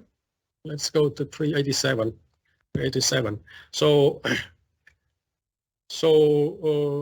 I believe earlier match quality was 1.25. Now it's a little bit worse. And when I click this, oh, how come it's still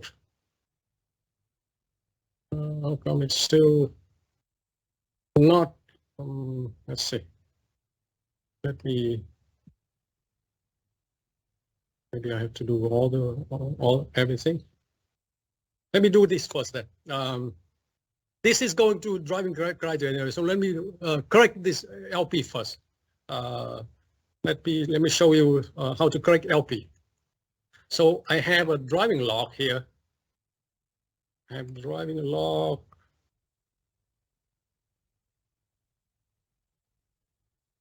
Here is the driving logs of that pi. And on page number 2 here is the inspector blow count and stroke height FDOT form. So I copy this. I already did, but I am going to redo it for you for demonstration. But I already did here. But let me copy that to a new one here, and keep copying. Let me copy here instead, because I haven't copied the LP. The LP is formula, so if I copy and paste the LP, it will, let me do LP as well. The LP will not showing though. LP will show as error. But to fix it later on, because it's a formula. Let's do this here. Actually, only to here, because only to 84.58. That's when the drive stopped for this pi, and then they remove template. They change the reference elevation, and so all the LP changed. So this first file is only to that. Why is it here? And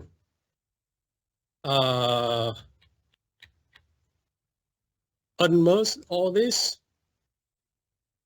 This is locale. This is stroke height. And you select everything. You do a filter. So I already add a filter.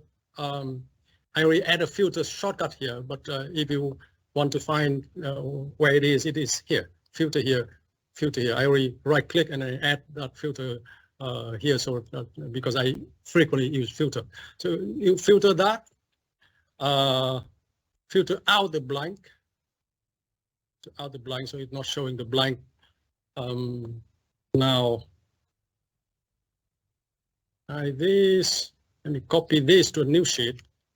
So I copy this to a new sheet. So in filter, when you filter and copy, it will get rid of all the blank rows, and then sum all the blows here. Do a sum of all the blows.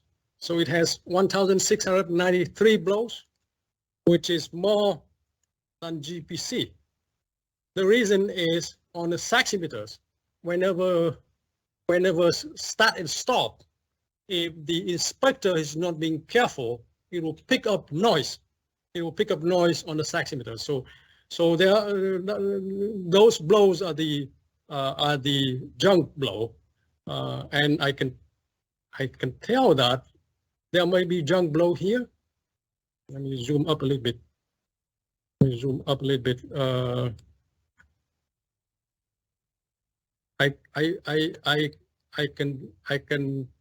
I think there's junk blow somewhere here because the stroke is lower. Let me see on the record. It's still running, so I'm not able to see. But the stroke is much lower here. The stroke height. So whenever the saximeter has junk blow, the stroke height will be lower than actual. So it's the same as up here on the first foot. That's when the hammer is starting, stopping, and the inspector may have a lot of junk blow there. So that's why it has more blows than actual. So let me do this. For example, the actual blows may be copied here to here, and let's say on the first foot only one blow, and they still have more blows. Let's now let me randomly reduce it somewhere so that I have about the same. I remove it in the beginning. Let's say in the beginning, so I still have how many more blows? I have 10 more blows to get rid of. So let's. I would think that when the hammer stop here, there might be some junk blow here as well. So let's put some here for now. So 4 more blow to get rid of.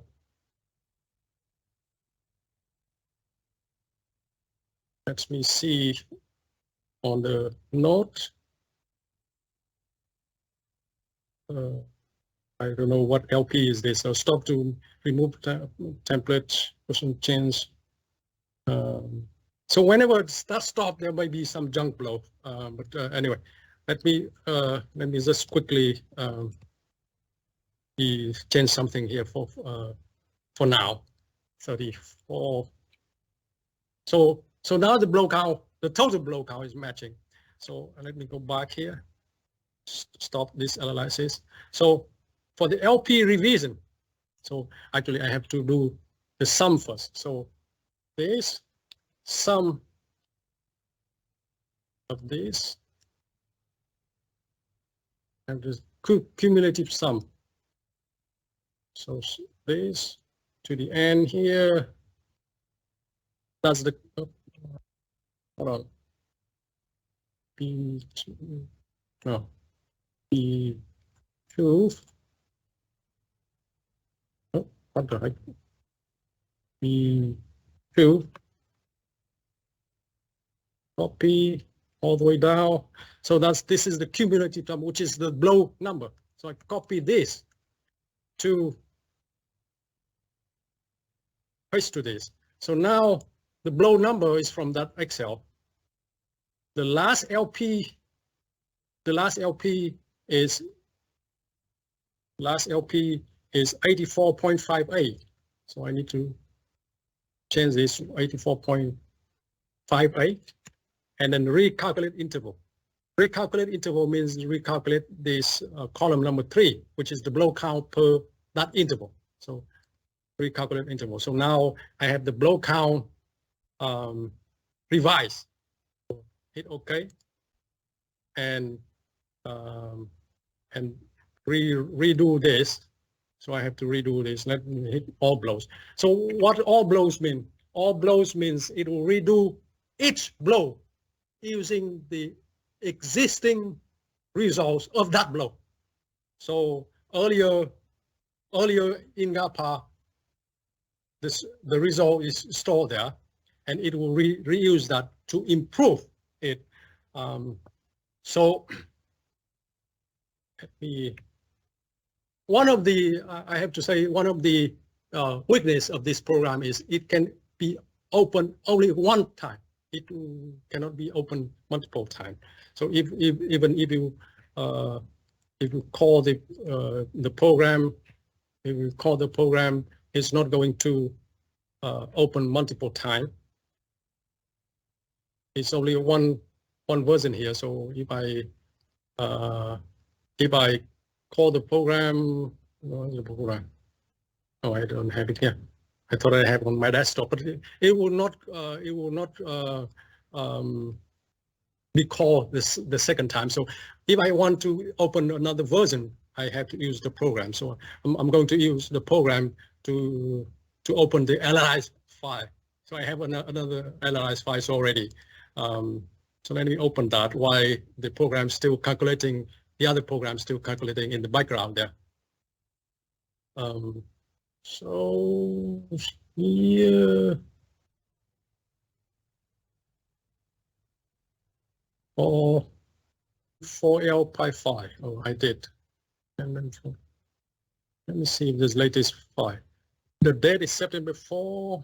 Let me see if I have the same. Yep, it's there. So this is the one that I already reanalyzed. So this one has been reanalyzed with with blow count matching of 5, with medium match. So let's go to blow 387. And when you click that, the blow count here has the record has been adjusted to 35 blow per foot, which go back, which is this time is not, the LP is not 45 to 46 anymore. It is from 46 to 47. So let's see here, blow 387. 387 is 46 to 47. So 46 to 47, 35 blows per foot. And because it was a blow count match level higher than 0, the record has been adjusted. The program already adjusts for you, so that it's 35 blow per foot on the record. Now I'm going back. If I change match level to 0, going to change match level to 0, and if I click this, that means it's no adjustment. So I click this, it's no adjustment. That's the raw data. That's the raw data without any adjustment, which I showed earlier. That the DFN is not necessarily accurate because of the double integration. So with any blow level higher than 0, it will adjust the record so that the blow count is matching with the observed blow count. Now in the future, as I mentioned, we will use the LP sensor. So with LP sensor, each blow may have a different blow count, not necessarily the average of that foot, because even though it's not every blow for that foot will behave the same. So right now we use the average of that foot.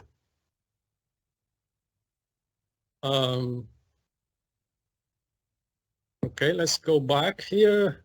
Let's go to PowerPoint to see. Okay, we are on driving criteria. So we are close to the end of this presentation already. So on one program is still running. On this program is still running. On this, let's do driving criteria. So the required bearing resistance here is 634 kPa. So with this, first of all, you want to print the report. So you print the report out. Let me do some filters so it get rid of the some of the zigzag there first. So whatever you see on the screen, it will be the same format as report. So if you view per blow like this, the PDF will be per blow. But if you print per LP, so this is per LP. You click that per LP. The left side is LP in feet, and the right side is the elevation, the pie tip elevation.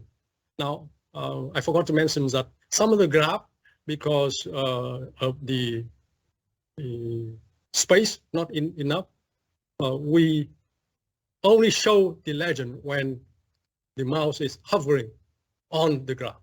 So only when the mouse is hovering on the graph, then the legend would show. So right now I'm showing the per LP. I print the report, print PDF. Let me put it out to document here. Example. So I have this report where it shows exactly what, as you see, on the left is LP, on this right here is Python. here, let's see, the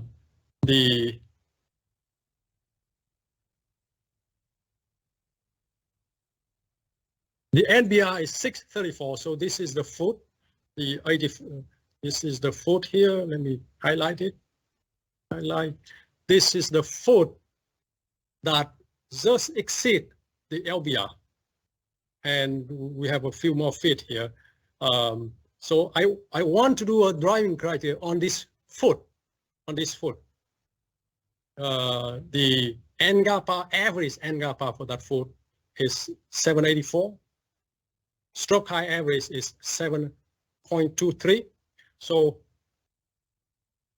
and this is for LP from 81 to 82. Okay, so let me go back here. And 81 to 82, is with the blow number from 1,390 to 1,448. So it is this. No, I'm sorry. To LP 82, I'm sorry, 81 to 82. So LP 81 to 82 is this, I'm sorry. With blow count of 58 blows per foot. So 1390, 1448. That's the range of blow that I want to focus on.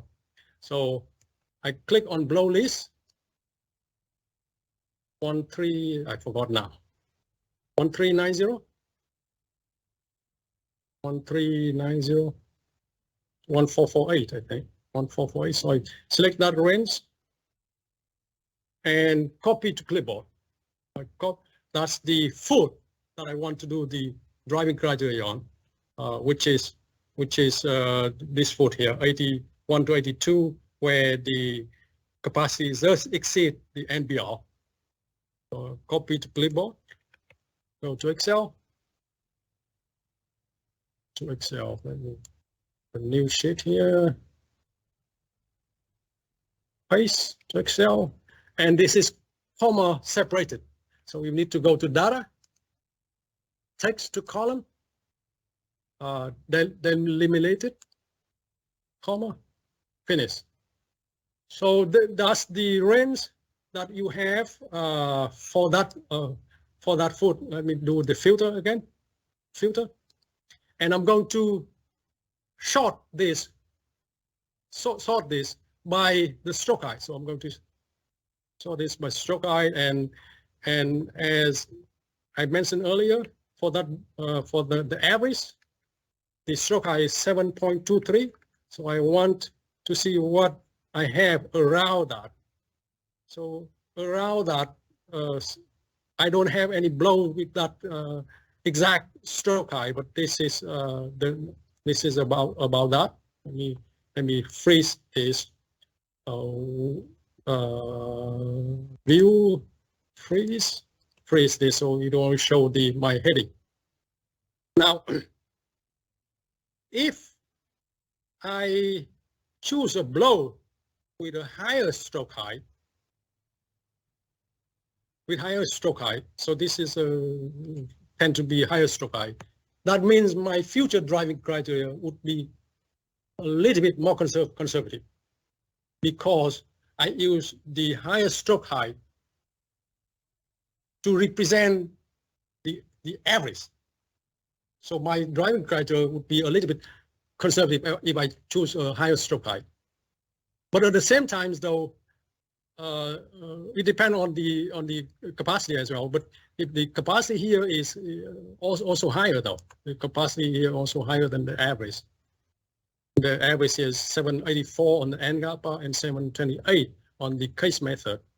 So the capacity here is higher as well. Case method is here. So I can choose any blows, any blows here. Let's see which blow you want. Which blow you want? Mingo, which blow you want? Whichever blow you want.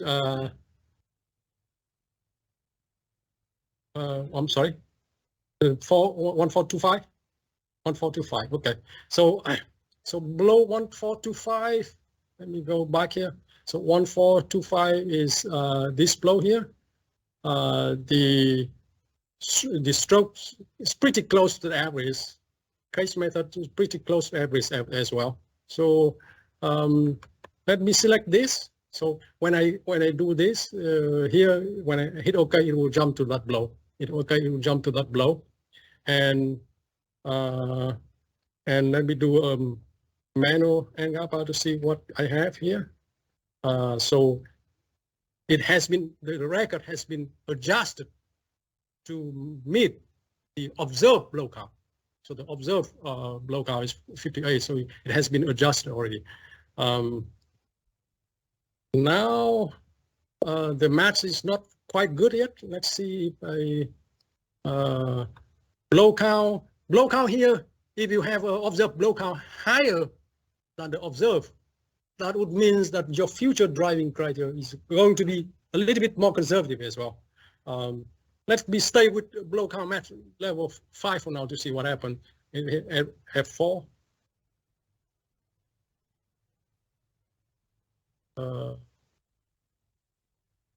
Okay, so the blow count increased a little bit. The capacity reduced though. Capacity reduced, which means it's toward conservative one. Let me go see the previous. So previous match quality is 2.25. Capacity is over predicted. Capacity over predicted. The current one capacity is lower. Let me change this to be more aggressive to see what happens. More aggressive. When I change this, it will try to be more aggressive to match the blow count. And hit F4 again.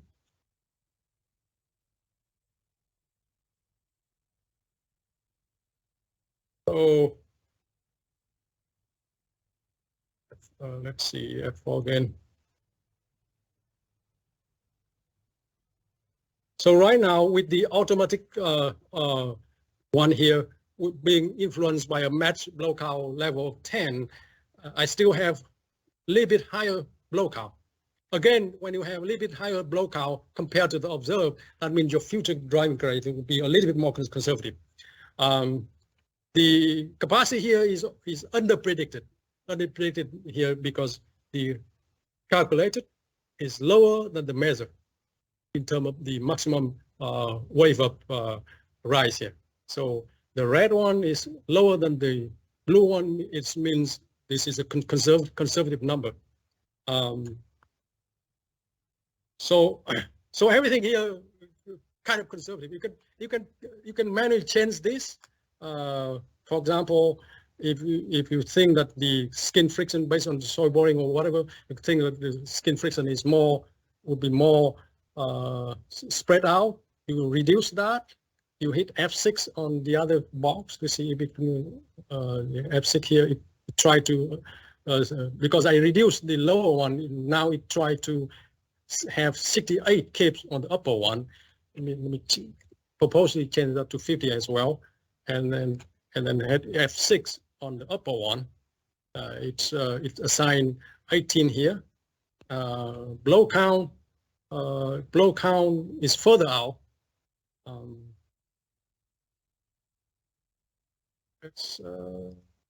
If I increase the toe,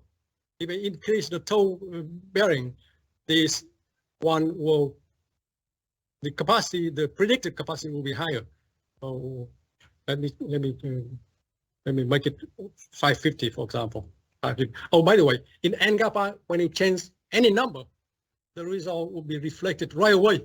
You don't need to do anything. So when I hit enter, it will change the results immediately. You don't need to hit F2. So whatever you do, the results will be reflected immediately. So when I increase the toe, the capacity is more closely matched, but blow count is further away. So that's the reason when you do automatic match, try to match blow count, the in this example, the match quality may be sacrificed. So so let me hit F6 on this toe, see what it has. So if I hit F6, it thinks that the end bearing, the best end bearing for this here would be 600 kip. Total resistance now matched at the toe. The skin friction is not quite matching yet though. The skin friction here is higher. 10 this to 10, for example. 10, oops, that's too much. Let me hit F6 here. Okay. So when you change, as I mentioned, when you change here, it will change the result immediately. Let's let me. It's so for this, if I use this, my driving criteria would be very conservative, because my driving criteria would match with the 78, which is very conservative. It's up to you what level of conservative you want. If you don't like this, you use the automatic one and try and it will sacrifice the match quality though. Or in this example, so this looks okay. Match quality obviously not 1.62 as before. Now is 2.343. Blow count pretty close. It's kind of matching because all the parameters change. Let me see what the significant change. Significant change is the toe quake. So if you go back and forth here, you can see that the toe quake is the one that changed the most. So let's assume that we use this. So we use this. For this, when you have this and you did not want to save any extra bookmark, during the process, you can add your user bookmark. You can click here and you add user bookmark, but I have not added any user bookmark. So I don't even need to save this NGAPA file. I can click here to save, and I save this as a separate NGAPA file, but I don't need to. I can just let this to be included in the GPC file. GPC file is the TDMS file. So this is blow 1425. So I can only save this TDMS without the need to save NGAPA. So I save this TDMS file and close this. Oh, this is the program. Let's see if it finished running over there. Oh, it did. Yeah, it did finish running over there. So let me talk about this a little bit. So here, at the end of the record, though, there are a few blows that I need to turn off. So let me go to the end of the record here. So here is the dead blow. It has no signal, so I need to turn it off. I don't need to include this in the summary. Let's see. So where in the graph here, there you see the spike there. So let's go up one more. Let's see where here. So in one of the blows,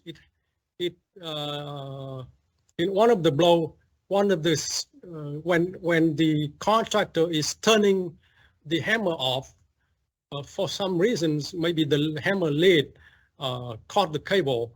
It has a spike in F1, which spike doesn't have in other blows. So this blow doesn't have, all the other blow doesn't have, only one blow here.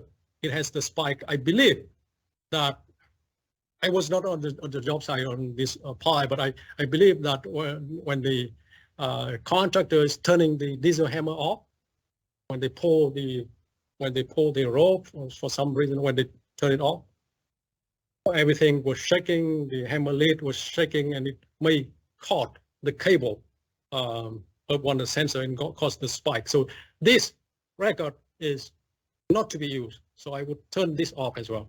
So I turn this off and it will not have that spike at the end there.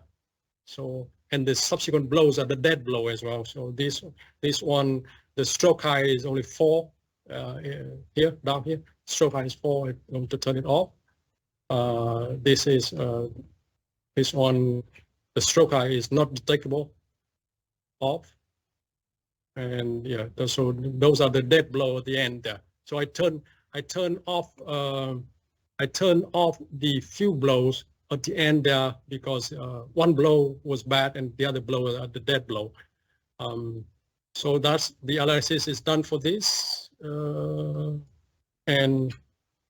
I don't want to save this file though. So but basically I just finished analyzing using a blow match level 5, which I just revised the LP based on the driving log from Excel. Now, case method are not necessarily the same as NGAPA, which means that along the depth here, the case damping is not a constant. So from here to here, the damping is 0.6 because it is the same. But from here, for example, from here to here, the case method is higher, which means that the case method is over predicted, which means that the damping is too low for this portion. So in this portion, damping may be, for example, 0.7. In this portion, case method is under predicted, which means that the damping is actually high for this portion, which means that the lump case damping in this portion may be, for example, 0.4. So for the whole length, again, case method is just a rough estimate. You don't. That's not the gold standard. You can use that as a rough reference, and along that, the lump case damping is not a constant. So again, I don't want to save this because in this folder I want to keep it as raw Haven process for my future presentation. So I don't need to save this. So close. You want to close this file without saving? Yes. So close. And I did save the other file though. So when I did this, I did save the other file, which blow 1425. So now let me open GPC wave and import GPC blow TDMS. So import, and that file is this file, which is I just saved 10 minutes ago here. So open that file and blow 1245 on 1425. So when I click that, the stroke height from the file is 7.25. Now, if this is a hydraulic or air hammer, there would be no stroke height, and the user would need to enter here. So at the time, this box will be visible for the user to enter the stroke height for hydraulic and air hammer. So hit OK. So this is, let me put it here. So this would be wave equation signal match.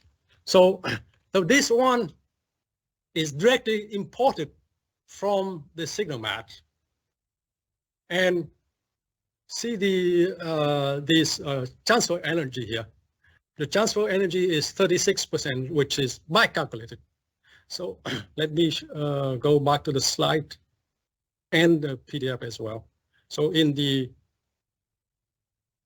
PDF here, you have the transfer energy printed out. For diesel hammer, around 30% is very common for a diesel hammer, around 30% transfer energy. And back to the slide.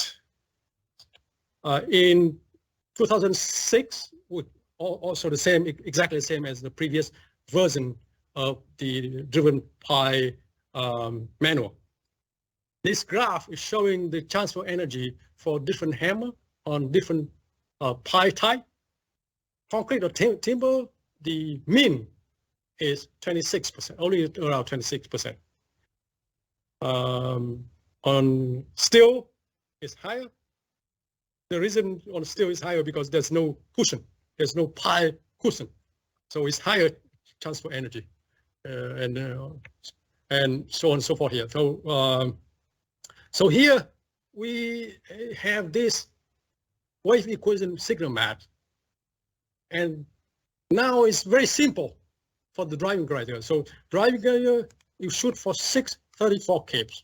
So you change that 634 kPa. And you can hit F11 now. I have not done that, but you can hit F11 now. It will have a set of driving criteria for that 634 kPa. Now, remember that production pi, the pi length may be different. So you have to change the pi length. So change the pi length here. It's really simple. Whatever you earlier recommended. Let's say you recommended longer pi, 100 feet pi, for example. So you change to 100 here. So change that here. And if you want to be even more conservative. So this driving criteria, to start with, it is already a little bit more conservative because the match was for 61 blow per foot, whereas the observed is 58. So to start with is already three blow more conservative already. But if you want to be even more conservative, you reduce the transfer energy, which obviously you guys have done all the time when you do whip. You reduce the efficiency of the hammer. The reason is during the production pi, you don't know if the pi is the same maintenance status as a test pi. The efficiency may be lower. So if you want to reduce that one, so let me reduce it to less, for example, 33%. And now, after I'm done on that, I hit F11. So for 7.25 foot strokes, it requires 57 blows to have this capacity. It refreshes, it will have the table here. And that's the table, that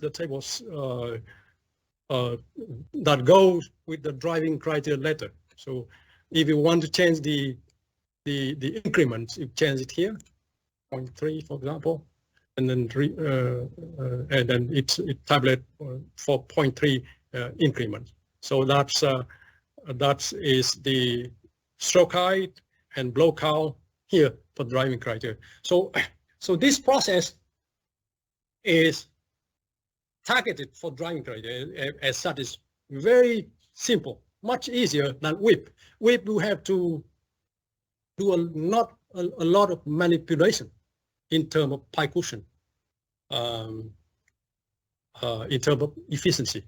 So what you guys done that before, you have to juggle a lot to be able to match with the catwalk.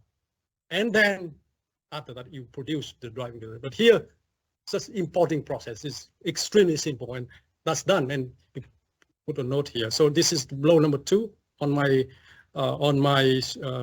file here. So I put a note here that is driving criteria. So when you print this out, so the print results here, print results, example, download, document. So driving criteria.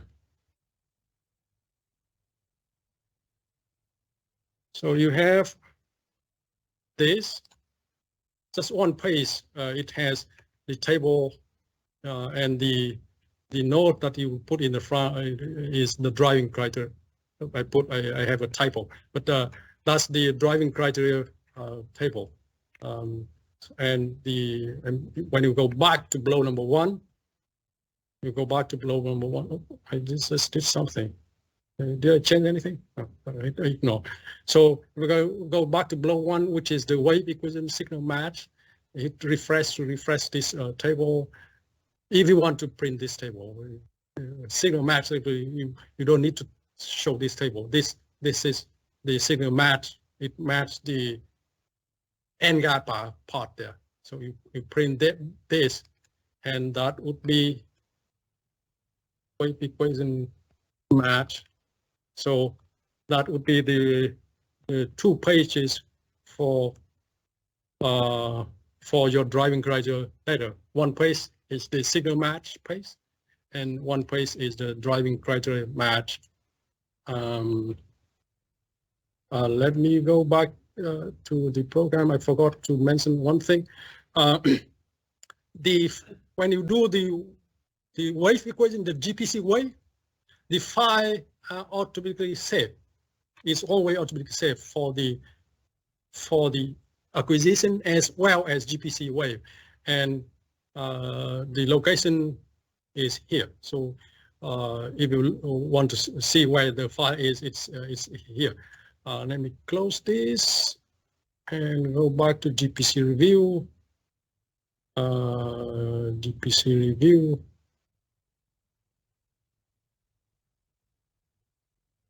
Now, when you print report, the default option is that it will not print the rebound column. So there's a couple of columns that has the predicted rebound. So the default is not print the rebound, and it will print the energy transfer. So that's what I did earlier. So this is what I did earlier. When it not print the rebound, it will print the energy transfer. When you check, is it now? Where is it now? Okay. So when you check this button, it will print the rebound columns in the report, and because of this space limited, it will not print the energy transfer in that case. So print here, document, example 2. So if I print this, it will print the top rebound and toe rebound prediction without printing the energy transfer. Let me see if I cover everything. Yes, yes, I cover everything. The last part is for whoever interested. Is pipe preparation. Most of people either already knows or not necessarily interested in this. But before going to that, any questions online as well as in person here? Let me see. Where do I see it here? You don't want, but you can solve. Okay. Hey, Ty, this is one. Got a question regarding this energy transfer deal. So when you're doing the NGAPA, are you somehow is the NGAPA program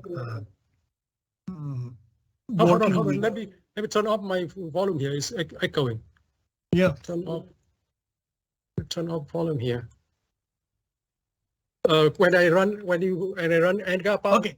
Yeah, I mean, I noticed that the results you end up with energy transfer. You can play with the energy transfer to come up with the driving criteria later on. So that means that in the process of NGAPA, you input the hammer, and then you come up with the Yes. with So the energy transfer.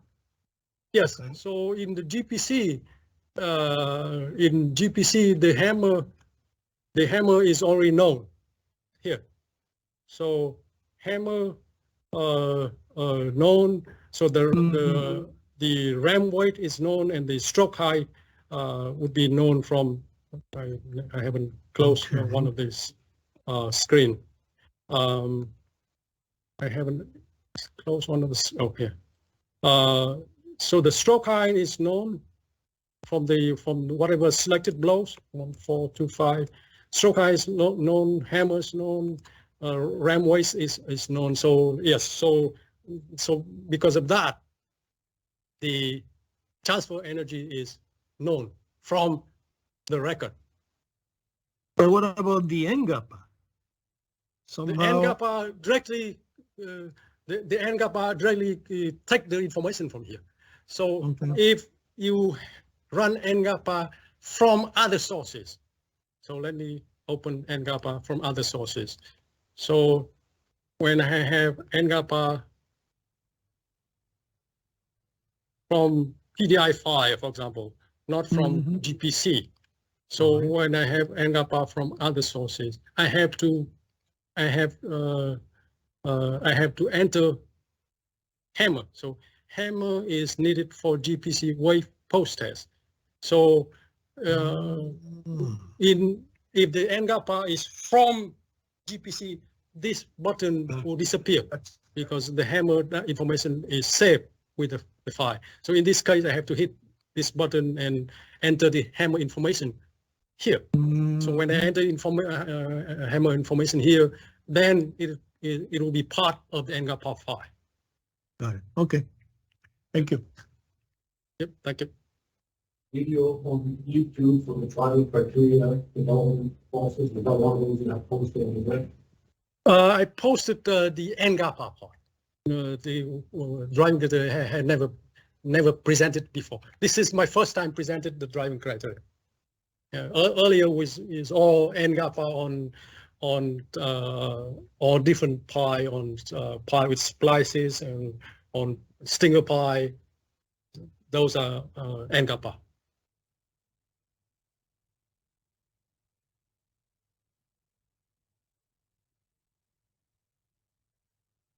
Okay, if anyone have questions, you can always send me email. Let's go to the last portion, which as I mentioned, a lot of you already know. I have a YouTube video here, which because it's not quite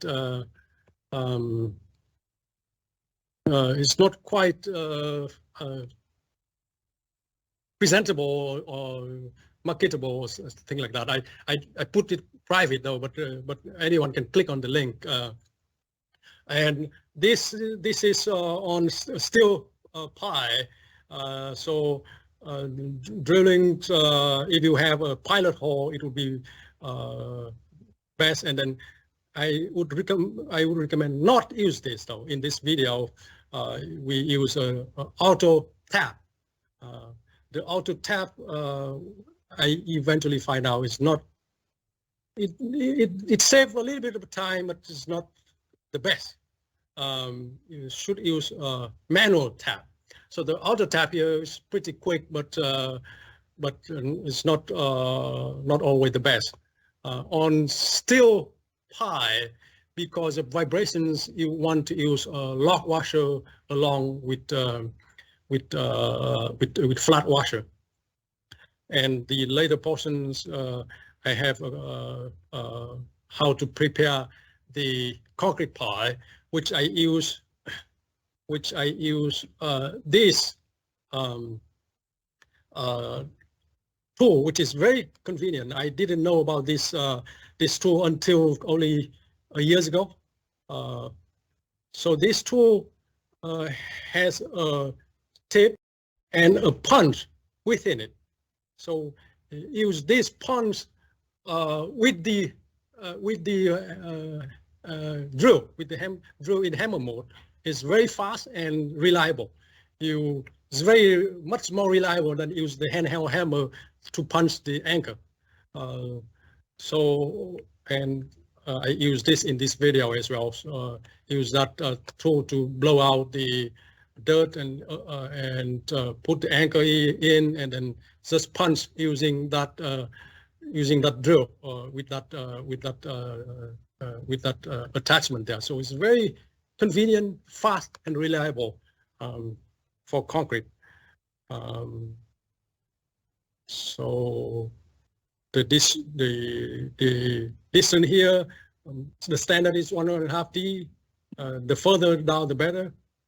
In this case, the example here, the guy who was drilling the pie make it parallel to the ground, which is bad because the pie was not parallel to the ground. The pie is on the truck, on the bed, and the hole end up not parallel to the pie. And this is not a good situation. The force and the force as well as the accelerometer's results will be smaller. For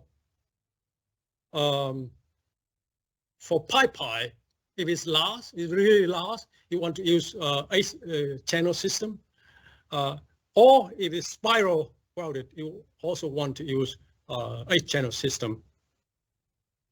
So you would drill or four-side the pie and avoid the spiral weld. Yeah, that's about it. And for timber pie, with obviously the input, the help from Dr. Mingu came here, I found out that for timber pie, even though it's small pie, 8-channel is needed. When I did the timber pie, with just 4-channel, I said, wow, what is this? The data is all messed up. I called Mingu. He said, hey, try 8-channel. So I tried 8-channel and the result is perfect. So so with the timber pie, even though the diameter is really small, only 10, 12, or 14 inches, sometimes you need to use 8-channel because of the way the force is propagating not uniformly through the grain of the pie. So that's about it on the prep, on the pie prep. And again, if you have any questions, you can always call or email me. All right. Let's see if there are any questions.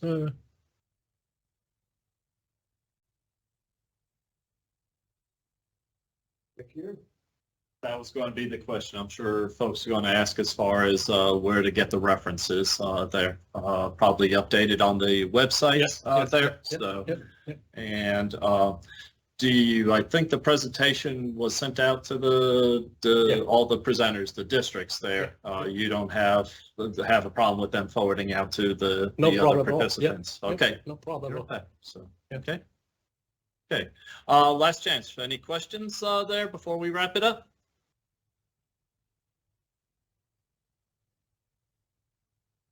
Nope.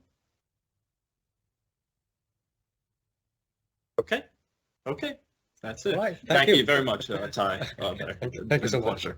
And thank you everybody for attending there. As Ty mentioned, if you do have questions afterwards or reviewing it, have his email address there, and more than happy to answer any questions. Yeah. Thank you, everybody. Have a great afternoon. Take care. Thank you. And